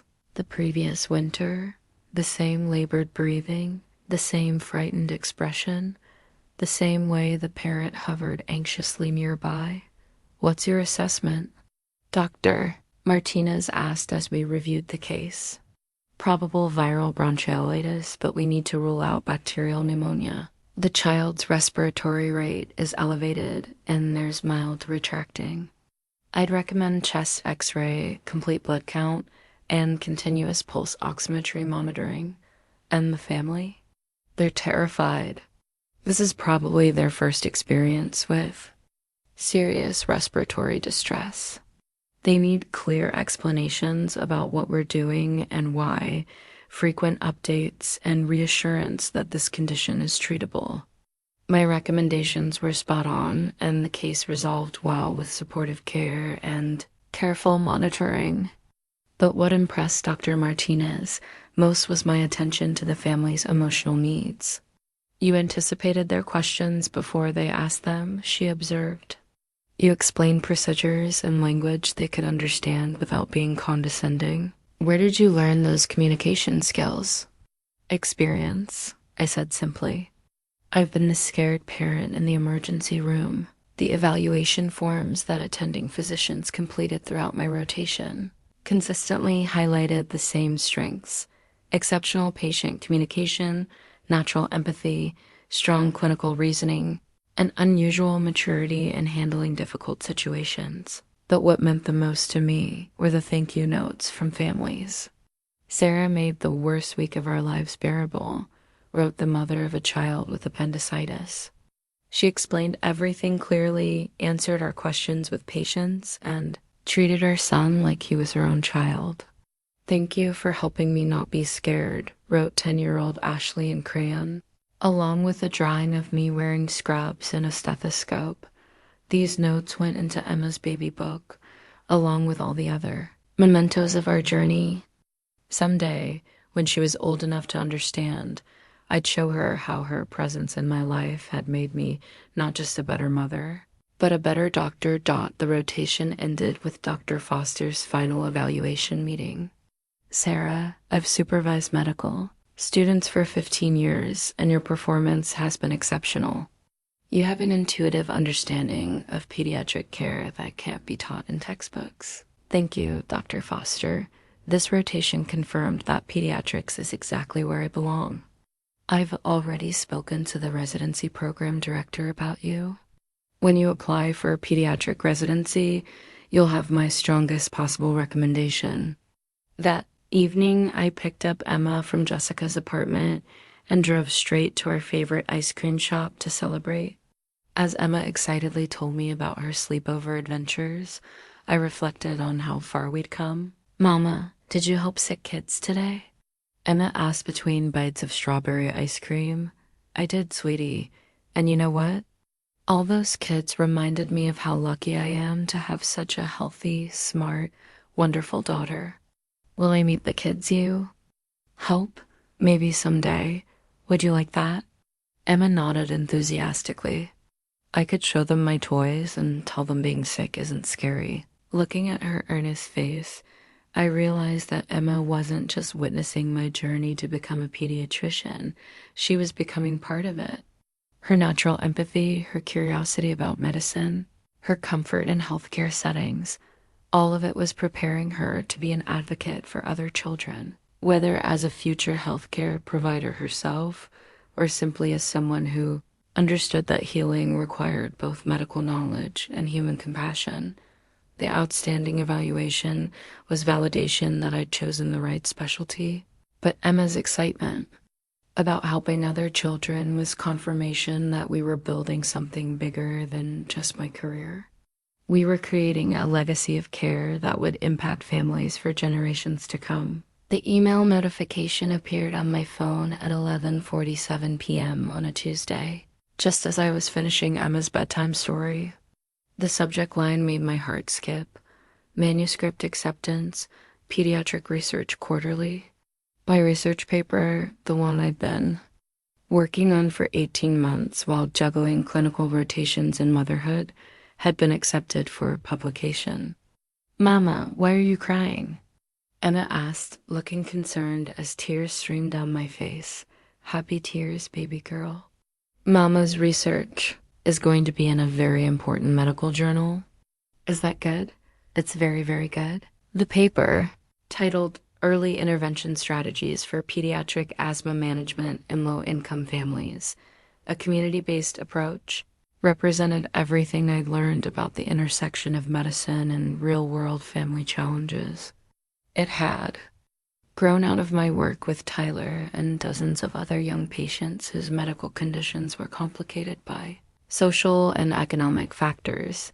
The research had started almost by accident during my pediatric rotation. I'd noticed that children from lower income families were being readmitted for asthma attacks at much higher rates than children from wealthier families, even when they had access to the same medications and treatment plans.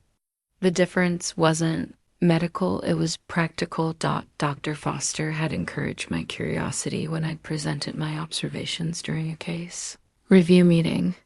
Sarah, you're seeing patterns that others miss because you understand the challenges these families face, she'd said. Have you considered turning this into a formal research project? The idea terrified and excited me. Research meant data collection, statistical analysis, literature reviews, and writing, all while maintaining my clinical rotations and caring for Emma. But it also meant the possibility of making a real difference in how pediatric asthma was treated, particularly for families like the ones I'd grown up around and the one Emma and I had become. I'd approached Dr. Jennifer Walsh, the pediatric research director, with a proposal that felt audacious coming from a third-year medical student. She'd listened patiently as I outlined my hypothesis that asthma management programs needed to address practical barriers like work schedules, transportation issues, and medication costs, not just medical factors.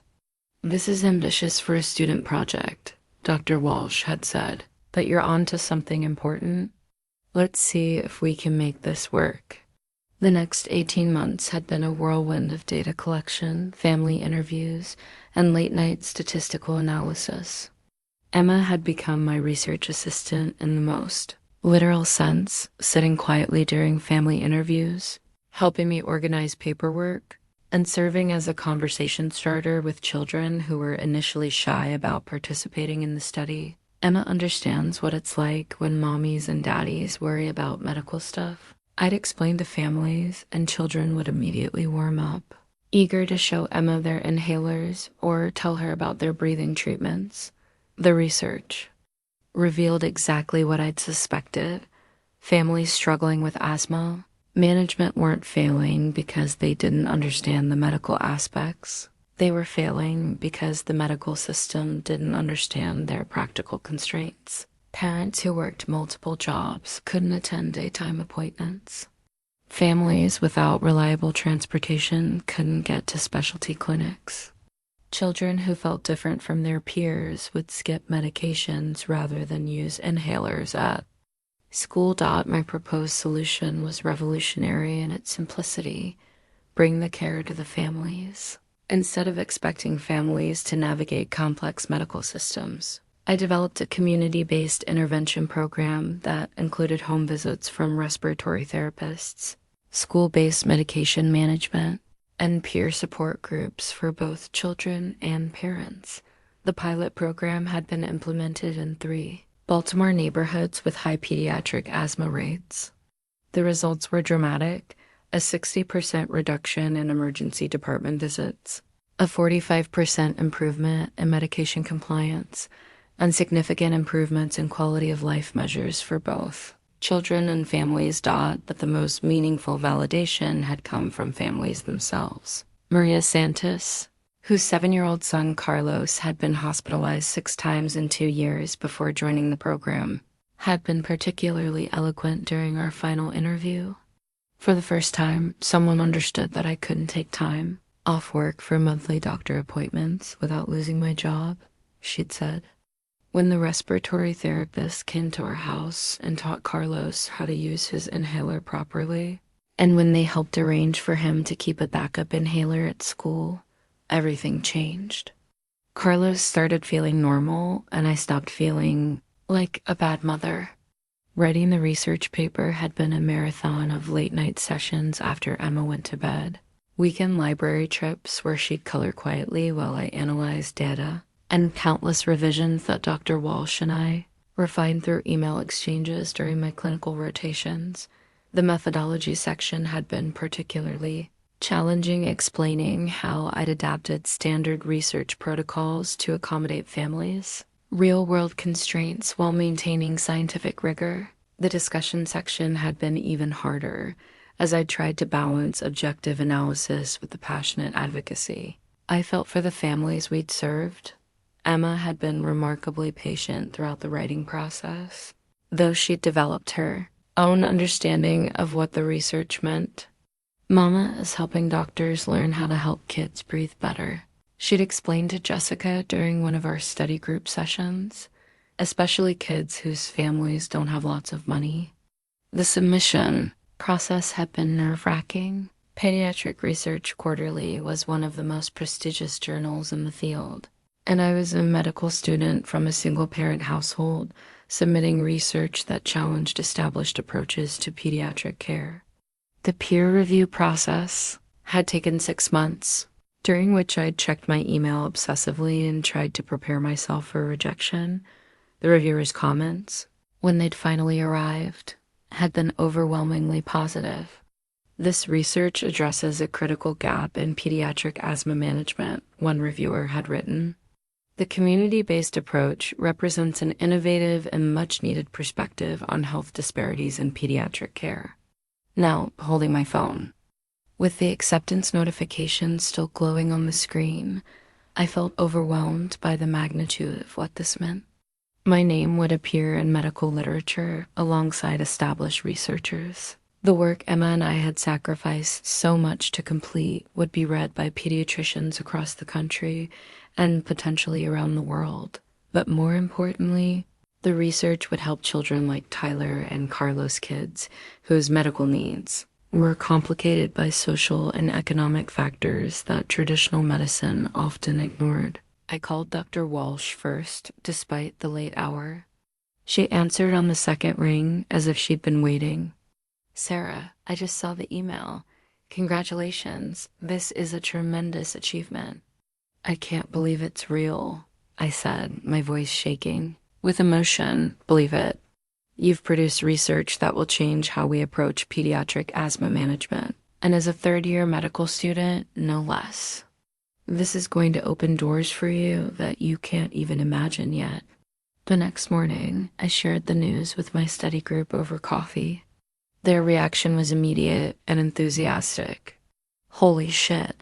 "Sarah," David exclaimed, then immediately looked apologetic for cursing in front of Emma, who was coloring at the next table. "Sorry, Emma. I meant to say holy moly." Emma looked up from her artwork with a serious expression. "It's okay, Uncle David. Sometimes grown-ups say bad words when they're very excited." "Did you just call me Uncle David?" he asked, grinning. "You're Mama's friend, and friends are like family," Emma said matter-of-factly, returning to her coloring.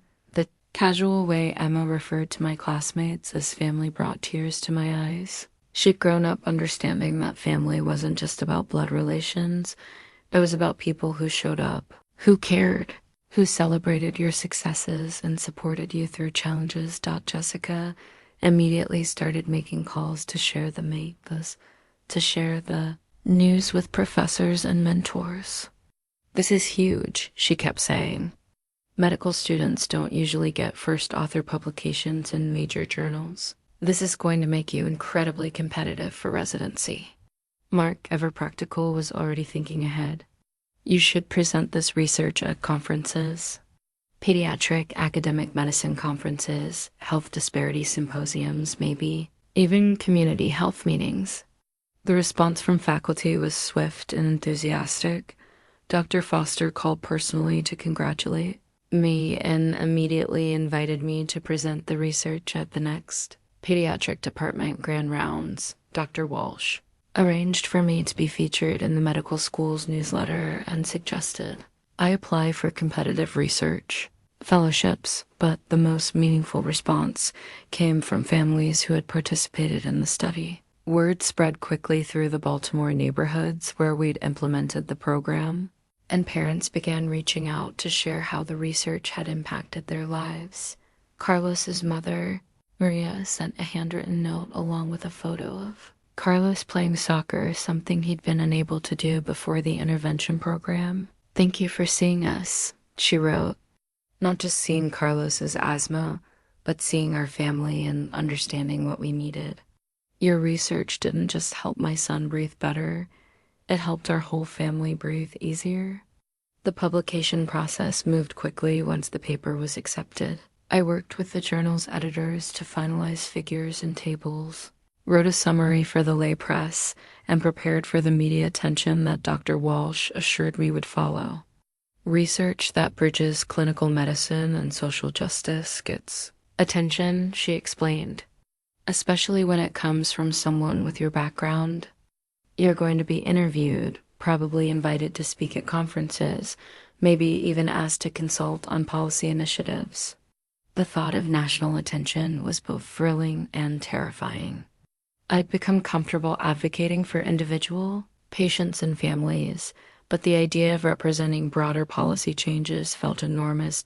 Emma, however, took the growing attention in stride.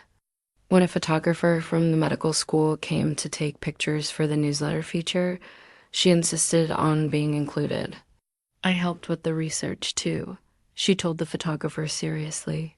"I talked to kids and helped them not be scared." The resulting photo, me in my white coat with a stethoscope around my neck, Emma in a tiny lab coat that Dr. Walsh had specially ordered.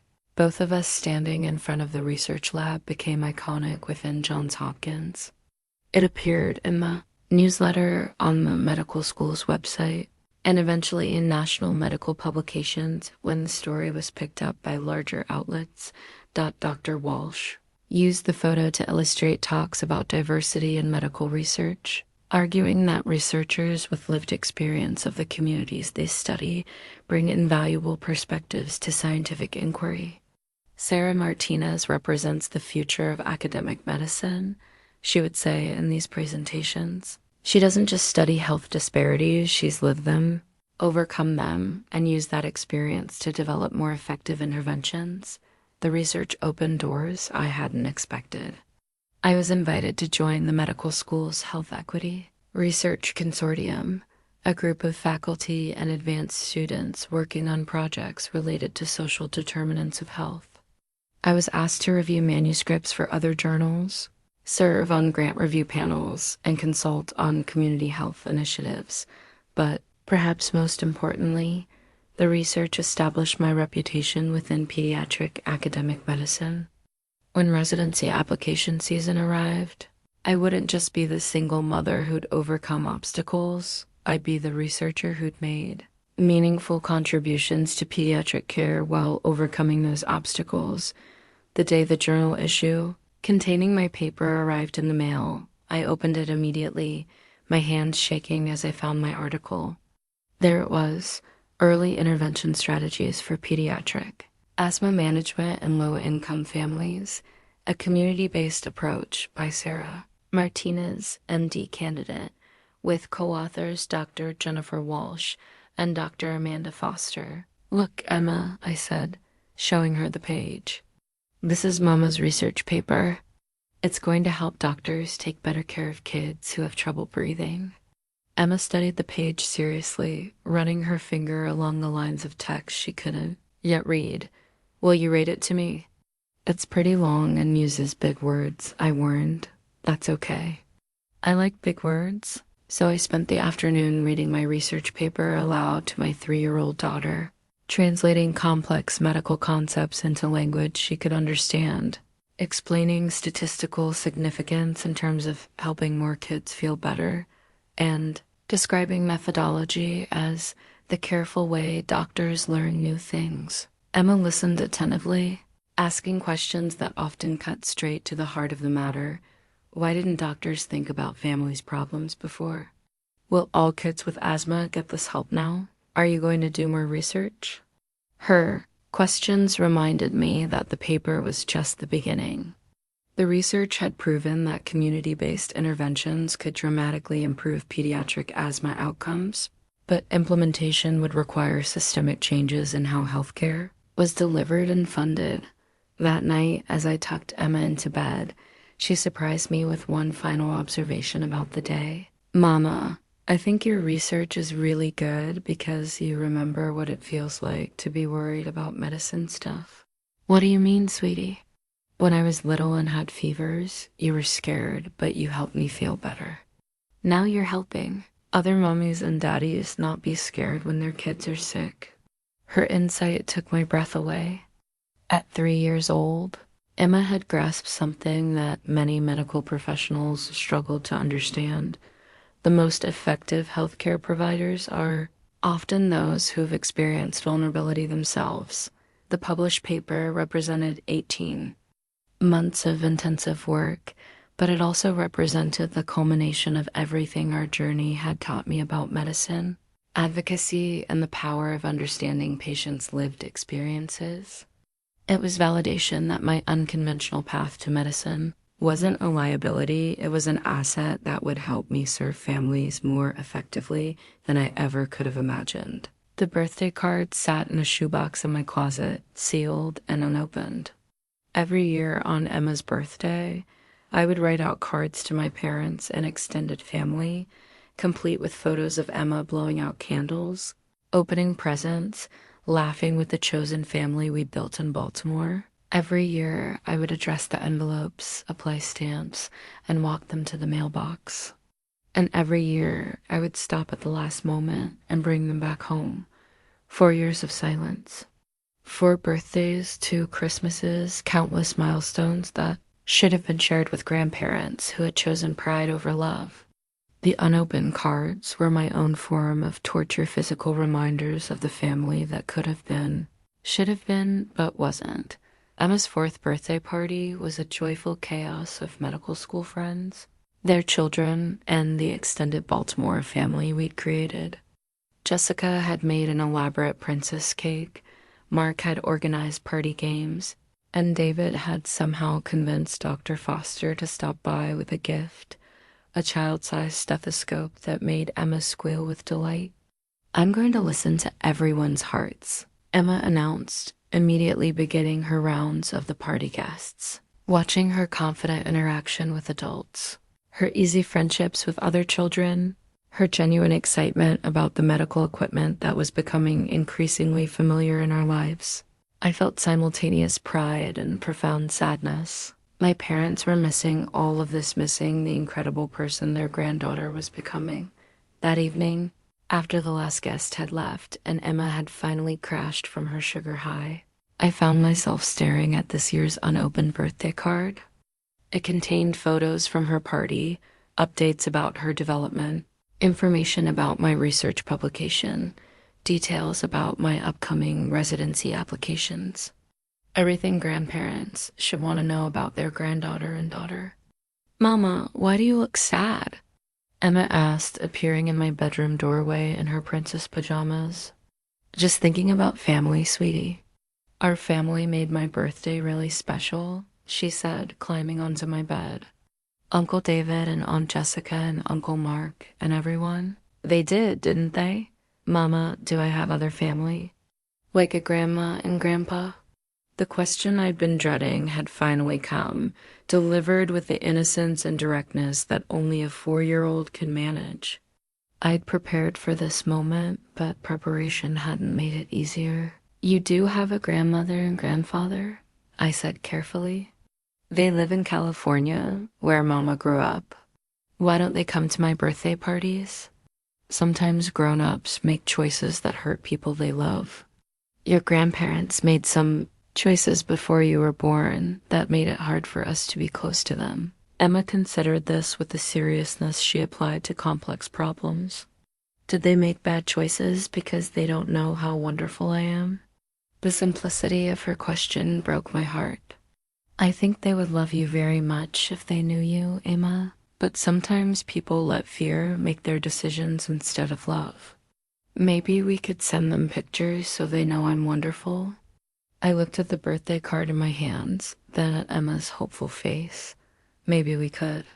That night, after Emma was asleep, I did something I hadn't done in 4 years. I actually sent the card. I walked to the corner mailbox in my pajamas and coat, dropped the envelope through the slot, and immediately wanted to retrieve it, but it was done.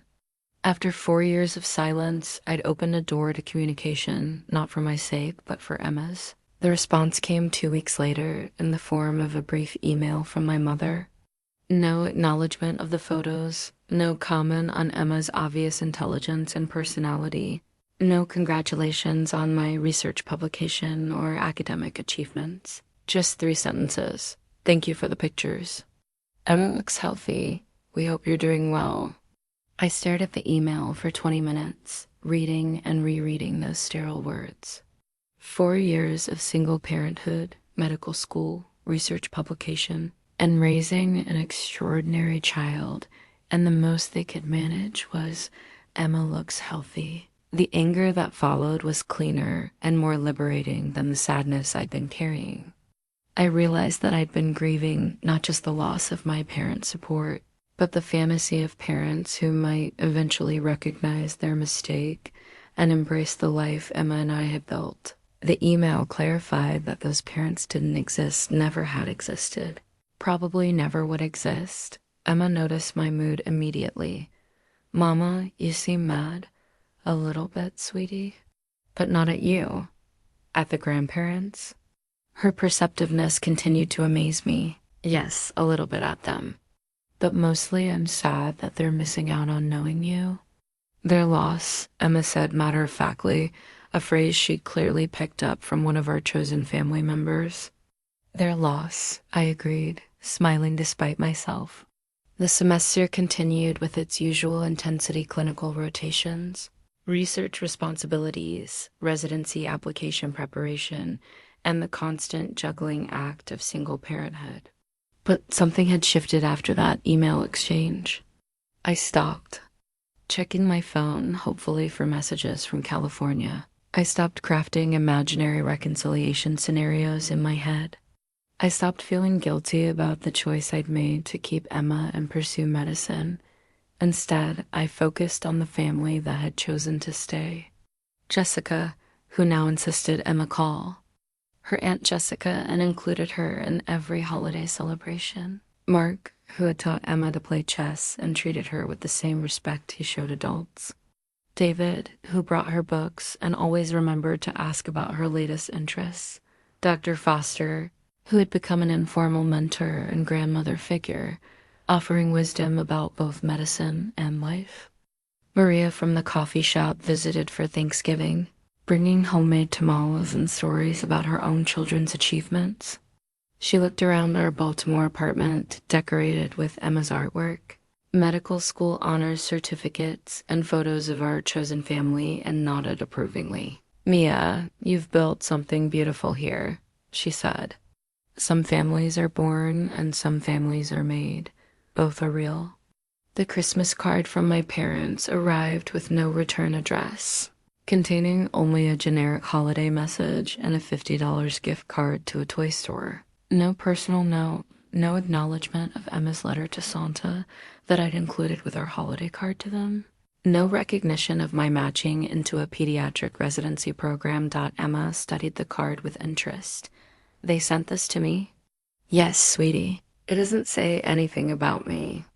Like they don't know my name or what I like. You're right. It's not a very personal card. Our friends send better cards, Emma observed. Aunt Jessica wrote me a whole letter about my drawing, and Uncle Mark included pictures from his trip. She was absolutely right. The cards and letters from our chosen family were filled with specific references to Emma's interests, achievements, and personality. They demonstrated genuine knowledge of an investment in our lives. My parents' card felt like obligation, not affection. That realization was strangely freeing. I'd been measuring our Baltimore family against an ideal that didn't exist, feeling somehow that chosen family was less valid than biological family. But Emma's observation highlighted the truth. Family is defined by engagement, not genetics. The people who knew Emma's favorite bedtime story, celebrated her milestones, and showed up for ordinary Tuesday afternoons, those were her real family. I put the gift card in Emma's college fund and threw away the card. When Emma asked where the card went, I told her the truth. I decided we only keep cards from people who really know us. Good choice, Mama. The new year brought residency interviews and the final semester of medical school.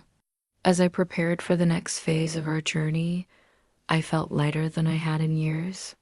The silence from California was no longer painful. It was clarifying. It reminded me daily that Emma and I had built something extraordinary together, surrounded by people who had chosen to love and support us. 4 years of unopened birthday cards had taught me that some doors should stay closed. And not true. Family isn't about obligation or blood. It's about showing up, paying attention, and choosing love over fear. Again and again and again. Looking at the photos from Emma's 4th birthday party, I saw a child surrounded by adults who knew her deeply and loved her fiercely.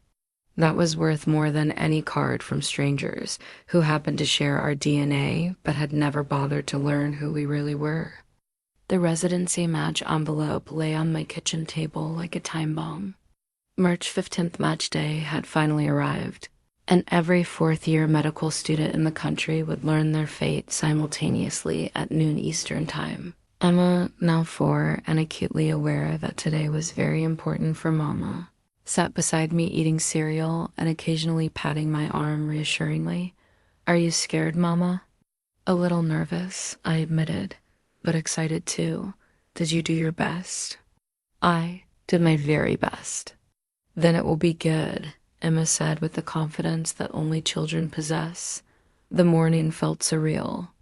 After years of working toward this moment, the actual day seemed simultaneously endless and rushed. I submitted applications to 15 pediatric residency programs, interviewed at 12, and created a rank list that reflected both my professional goals and practical needs as a single mother. Johns Hopkins Pediatric Residency was my first choice, the program where I'd done my clinical rotations, where faculty knew my work and story, where Emma had essentially grown up in the hospital corridors. But the competition was fierce, and match rates for pediatric residency had become increasingly competitive, that my backup choices were solid programs in cities with good schools and support systems: Boston Children's Hospital, UCSF, Children's Hospital of Philadelphia. Each interview had gone well, but you could never really know what residency programs were thinking when they created their own rank list. Dr. Foster had called the night before to offer encouragement. "Sarah, you're going to match somewhere. Excellent. Your research, clinical performance, and unique perspective make you incredibly valuable to any program." "But what ifs," she'd interrupted. "You've done everything right. Tomorrow you'll find out where you're going to spend the next 3 years becoming an exceptional pediatrician." Jessica, Mark, and David had planned to come over for the opening ceremony.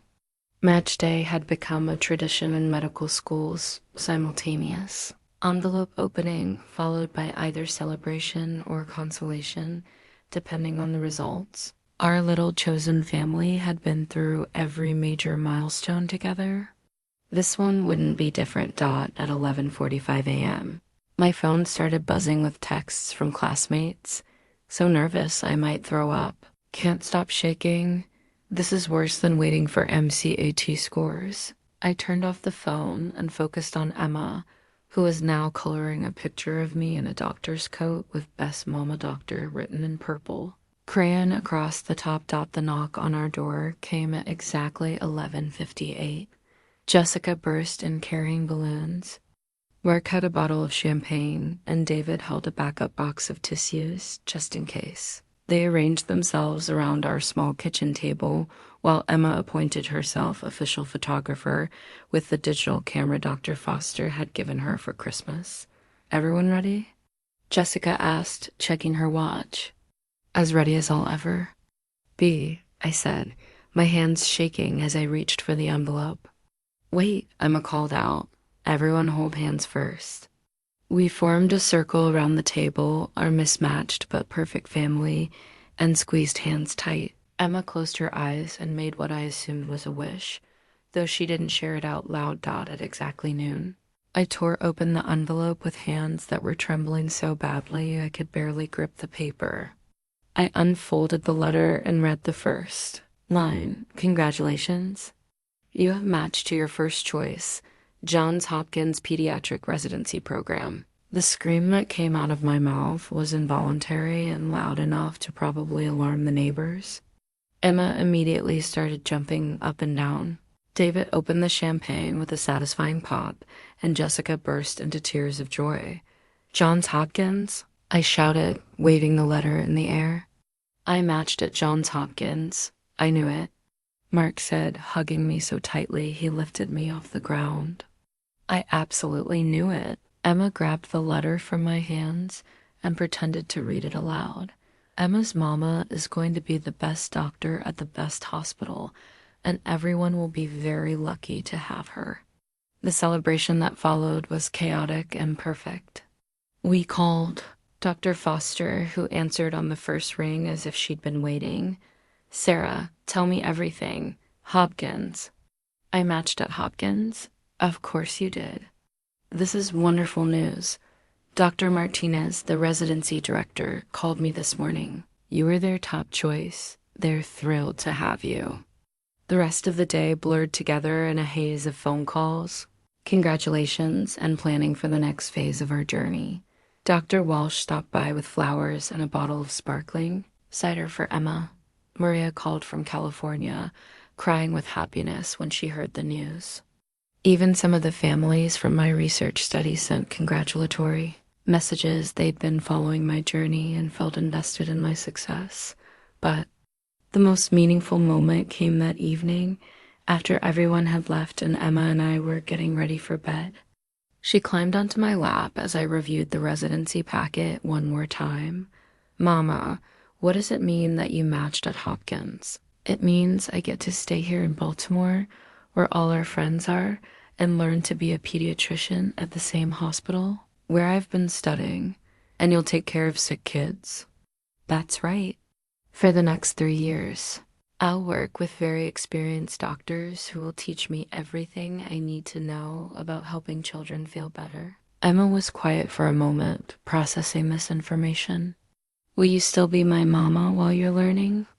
I'll always be your mama, sweetie. Being a doctor is what I do for work, but being your mama is who I am. Good, she said, snuggling closer. Because you're really good at being my mama. That night, I lay in bed thinking about the journey that had brought us to this moment. 5 years ago, I'd been a terrified pre-med student facing an unplanned pregnancy and family abandonment. The idea that I'd one day match into one of the most competitive pediatric residency programs in the country seemed impossible back then, but here we were. Emma was thriving, confident, articulate, empathetic, and surrounded by adults who loved her unconditionally. I'd not only survived medical school, but excelled, published research, and earned recognition as a future leader in pediatric medicine. The match letter sat on my nightstand, proof that determination and love could overcome obstacles that seemed insurmountable. In July, I'd officially become Dr. Sarah Martinez, pediatric resident at Johns Hopkins Hospital. Emma would start kindergarten in the fall, beginning her own academic journey in the same city where I was launching my medical career. We built something beautiful together, a life that honored both my professional dreams and my commitment to being the mother Emma deserved. The residency match was validation that we'd chosen correctly at every crucial juncture, that the path everyone said was impossible was actually just difficult, and that difficult and impossible were two very different things. The next morning, Emma woke up early and climbed into my bed for our usual morning cuddles. Mama, I had a dream about you being a doctor, she said sleepily. What happened in the dream? You were wearing your white coat and helping a little girl who was scared. And when you talked to her, she stopped being scared and started smiling. And then her mama said, thank you for being so nice. That sounds like a good dream. It wasn't a dream, Emma said seriously. It was what's going to happen. Looking at her confident, sleepy face, I believed her completely. The residency match was just the beginning of the impact we'd make together. Me as a pediatrician who understood vulnerability and advocacy. Emma as a young person growing up to believe that dreams were worth fighting for and that families came. In all different shapes and sizes, Hopkins had chosen us. But more importantly, we'd chosen a path that honored both love and ambition, both family and career, both the practical needs of today and the limitless possibilities of tomorrow. The hospital visitor badge clipped to my cousin. Michelle's shirt seemed impossibly small against the magnitude of the moment unfolding before me. I'd been reviewing charts in the pediatric ICU when I looked up to see a face I hadn't encountered in nearly 5 years' family from my previous life, standing in the hallway of my current world. Michelle was carrying her 18-month-old son, Tyler, who was scheduled for a routine procedure with one of my attending physicians. She hadn't seen me yet. She was focused on navigating the hospital corridors with the same overwhelmed expression. I remembered from my own early experiences as a patient advocate. My first instinct was to retreat. I could finish my chart reviews in another location, avoid the encounter entirely, maintain the clean separation between my old life and new life that had served Emma and me so well. But Tyler started crying, and Michelle looked lost and frightened in the way that only parents of sick children can look. The pediatric resident in me couldn't walk away from a distressed family, even if that family happened to share my DNA.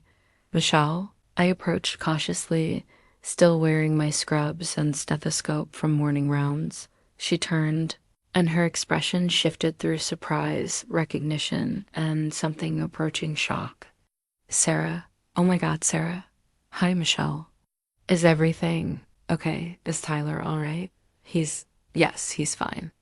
Just a minor procedure. But Sarah, what are you doing here? Her eyes took in my hospital ID badge, my stethoscope, the obvious indicators that I belonged in this environment. I'm a pediatric resident here, I said simply. Fourth-year medical student finishing up, starting residency in July. Michelle's mouth opened and closed several times before she managed to speak. You're a doctor? But how? When ... edge. Your parents said ... What did my parents say? They said you dropped out of school when you got pregnant. That you were struggling, maybe. Working retail or something? They never mentioned medical school. The revelation hit me like a physical blow. My parents had been telling extended family that I'd failed, that their predictions about my pregnancy ruining my life had come true. They'd created an entirely fictional narrative about my struggles while I was actually publishing research and excelling in one of the most challenging academic programs in the country. I graduated from UC San Diego magna cum laude, I said quietly. I scored in the 94th percentile on the MCAT. I've published research in Pediatric Research Quarterly. I matched into the pediatric residency program here at Hopkins, which is one of the most competitive programs in the country. Michelle stared at me as if I were speaking a foreign language. But ... your daughter? How did you manage all that with a baby? Her name is Emma, and she's 4 years old now. She's in preschool today, probably teaching her classmates about stethoscopes and telling them her mama helps the sick children feel better. 4 years old, Michelle repeated. Sarah, I have a 4-year-old nephew I've never met. The weight of that statement settled between us. Not only had my parents lied about my failure, they'd robbed Emma of extended family relationships, denied her cousins and aunts and uncles who might have loved her if they'd been given the chance.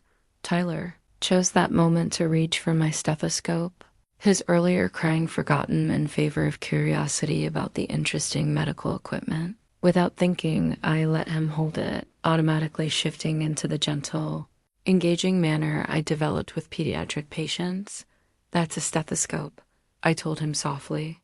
Doctors use it to listen to hearts. Would you like to hear your heart beating? Tyler nodded enthusiastically, and I placed the earpieces in his ears while positioning the chest piece over his heart. His eyes widened with delight at the sound. Again, he demanded, and I obliged, letting him listen to his heartbeat. Several more times. Michelle watched this interaction with growing amazement. You're really good with him? I've had a lot of practice. Emma taught me that children respond better to honest explanations and gentle handling than to being talked down to or rushed through procedures.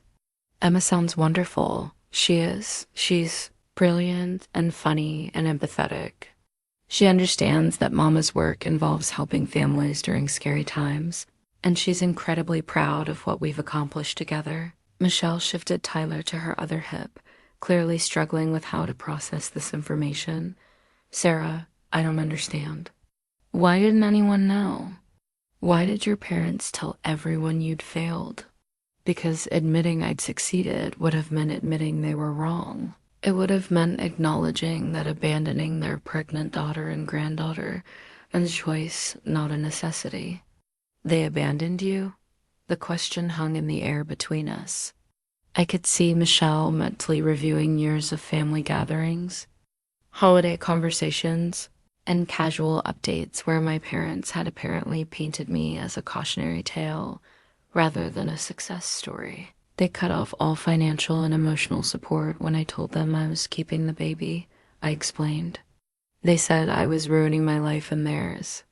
They told me not to contact them again unless I was ready to make better choices. Jesus, Sarah, I had no idea. How could you? They clearly weren't sharing accurate information. Tyler was getting restless, and Michelle needed to check in for his appointment. But before we parted ways, she pulled out her phone. Would it be okay if I got your number? I'd like to stay in touch. Maybe meet Emma sometime if you're comfortable with that. I hesitated. Opening our carefully constructed life to family members felt risky after 5 years of protective isolation. But Tyler was reaching for my stethoscope again, and Michelle's shock seemed genuine rather than judgmental. Okay, I said finally, giving her my contact information. But Michelle, I need you to understand, Emma and I have built a good life here. We're surrounded by people who love and support us. If you want to be part of our lives, it has to be because you genuinely want to know us, not because you feel obligated or sorry for us. I do want to know you, she said immediately. Both of you. And Sarah, I'm proud of you. What you've accomplished is incredible. After Michelle and Tyler left for their appointment, I sat in the family consultation room trying to process what had just happened. In the span of 15 minutes, my carefully maintained separation between past and present had been shattered. Someone from my old life now knew the truth about my new life, and I had no idea what would happen next. But as I returned to my patient charts, I realized something important. I wasn't afraid of Michelle knowing the truth. I was proud of what Emma and I had accomplished. If my parents had been telling people I'd failed, then the truth was actually a powerful correction to that narrative. That evening, I told Emma about meeting her cousin Tyler and his mother. I have a cousin, Emma asked excitedly. Is he nice? He seems very nice. He's about 18 months old, so he's still a baby, but he was very interested in Mama's stethoscope. Can we play with him sometime? Maybe if his mama wants to get to know us better. I hope she does, Emma said. I've always wanted to meet my family. Her innocent comment reminded me that while I'd been protecting Emma from rejection and disappointment, I'd also been protecting her from the possibility of connection and love. Michelle's shock at learning the truth suggested that other family members might have been kept in the dark. About our real story, too, the encounter had opened a door I thought was permanently closed. Whether anything good would come through, that door remained to be seen, but for the first time in 5 years, I was curious rather than defensive about the possibility of family reconciliation, not with my parents, whose choices had been deliberate and hurtful, but with extended family who might have been denied the chance to know us. The hospital visitor badge Michelle had worn was just a piece of paper, but it had bridged two worlds that I'd worked hard to keep separate. Now I'd have to decide whether that bridge was worth crossing and whether the family that had unknowingly lost us might be ready to welcome us back. The awkward family photo that would haunt social media for years began as my mother's desperate attempt to rewrite history.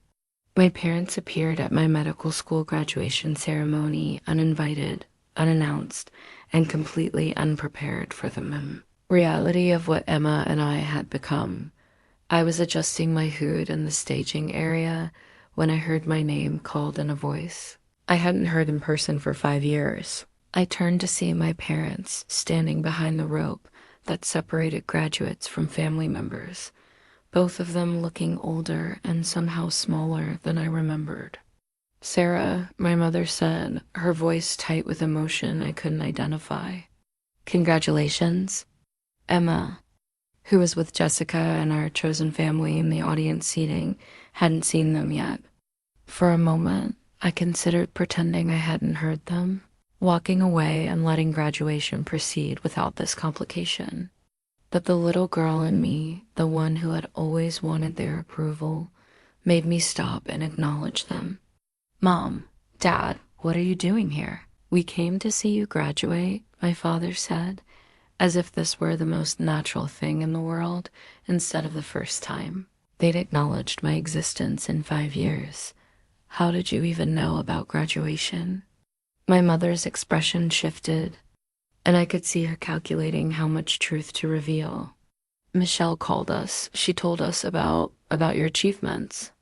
Of course, my cousin had kept her word about staying in touch, and over the past few months, she'd learned the full scope of what my parents had hidden from the family. She'd met Emma, seen our life in Baltimore, and understood the magnitude of the deception my parents had maintained. "She said you're going to be a pediatrician," my father added, his lawyer's mind still processing information that contradicted everything he believed about my choices. "I am a pediatrician," I corrected. "As of today, I'm Dr. Sarah Martinez. I'm starting my residency at Johns Hopkins in 3 weeks." They both stared at me as if I were speaking a foreign language. In their minds, I was still the irresponsible daughter who had thrown away her future for an unplanned pregnancy. The idea that I had not only survived but thrived seemed to require a complete recalibration of their worldview. Whereas my mother started, then stopped, as if she couldn't bring herself to say Emma's name. "Where is my daughter?" I finished. "For her, her name is Emma, and she's in the audience with her family. Our family. The people who've supported us for the past 5 years while you've been telling everyone I was a failure." The accusation hung in the air between us. My father's face flushed red, whether from embarrassment or anger, I couldn't tell. "Sarah, we never said you were a failure. You told Michelle I dropped out of school and was working retail." I interrupted. "You let the entire family believe that your prediction about my pregnancy ruining my life had come true. You've spent 5 years living a lie rather than admitting you were wrong." Before they could respond, the graduation ceremony began, and I had to take my place in line with my classmates. But the damage was done. My parents were here, uninvited and unwelcome, about to intrude on what should have been one of the most triumphant moments of my life. The ceremony itself was a blur. I walked across the stage, received my diploma, and heard my name announced as Dr. Sarah Martinez, graduating magna cum laude, recipient of the Outstanding Research Award. In the audience, Jessica, Mark, David, and Dr. Foster cheered loudly. Emma's excited voice carried over the applause. "That's my mama. That's my mama, the doctor." But I could also see my parents in the back, their faces a mixture of shock, pride, and something that might have been regret. They were witnessing the culmination of everything they'd said was impossible, surrounded by the chosen family that had made it possible. After the ceremony, the inevitable confrontation came. My parents approached our celebration group with the awkward, Determination of people who knew they weren't welcome but felt entitled to be there anyway. Emma, my mother said tentatively, kneeling down to my daughter's eye level. I'm your grandmother. Emma looked at her with the polite but wary expression she used with strangers. Hi, are you here to celebrate Mama's graduation? Yes, we are, my father said, his voice softer than I'd heard it in years. We're very proud of your Mama. Emma considered this information seriously. Where have you been? Mama and I have had lots of celebrations, but you weren't at any of them. The directness of a 4-year-old's question cut through years of adult rationalizations and excuses. My parents exchanged glances, clearly unprepared for Emma's matter-of-fact interrogation. We live far away, my mother said weakly. Aunt Jessica lives far away too, but she comes to my birthday parties, Emma replied.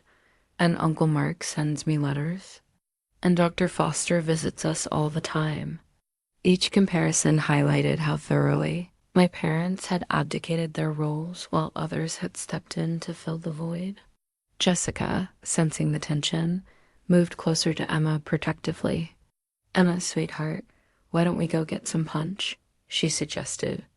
Okay, Emma agreed readily. Then, with the devastating honesty of childhood, she added, It was nice to meet you, strangers. My parents watched her walk away with Jessica, both of them looking stunned by the encounter. This confident, articulate, well-adjusted child bore no resemblance to the burden they'd imagined my pregnancy would create. She's beautiful, my mother said quietly. She's remarkable, I corrected. She's kind, intelligent, curious, and surrounded by people who've loved her unconditionally since the day she was born. She's everything you said was impossible for me to provide. Sarah, we made mistakes, my father began. You made choices. I interrupted. You chose to believe that becoming a mother would ruin my life. You chose to cut off support when I needed it most. You chose to tell family members I'd failed rather than admit you'd been wrong. Those weren't mistakes. They were deliberate decisions. Dr. Foster, who had been observing from a respectful distance, approached our group. Dr. Martinez, she said warmly, using my new title, I wanted to congratulate you again on your outstanding performance in our program. My parents' expressions shifted as they realized they were meeting one of my medical school professors, someone who had witnessed my journey firsthand. Dr. Foster, these are my parents, I said with resigned politeness. How wonderful that you could be here for Sarah's graduation, Dr. Foster said graciously. You must be incredibly proud. Sarah has been one of our most exceptional students academically, clinically, and as a researcher. She's published groundbreaking work on pediatric asthma management, and she's been accepted into our highly competitive residency program. She's going to be an extraordinary pediatrician. The information hit my parents like a series of physical blows. Each achievement Dr. Foster mentioned contradicted their narrative of my failure and highlighted the magnitude of what they'd missed. And Emma, Dr. Foster continued, is one of the most delightful children I've ever met. She's been part of our medical school community for years, and she's brought joy to everyone who knows her. Sarah has done an incredible job balancing motherhood with her medical education. My mother's eyes filled with tears, whether from pride, regret, or embarrassment, I couldn't tell. My father stood silently, his lawyer's composure cracking as he processed the full scope of his miscalculation.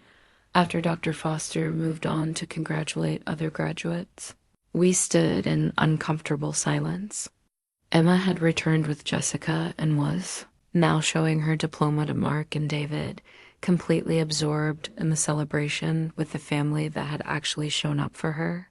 We'd like to take you both to dinner, my mother said suddenly, to celebrate. We already have dinner plans, I replied, with our family.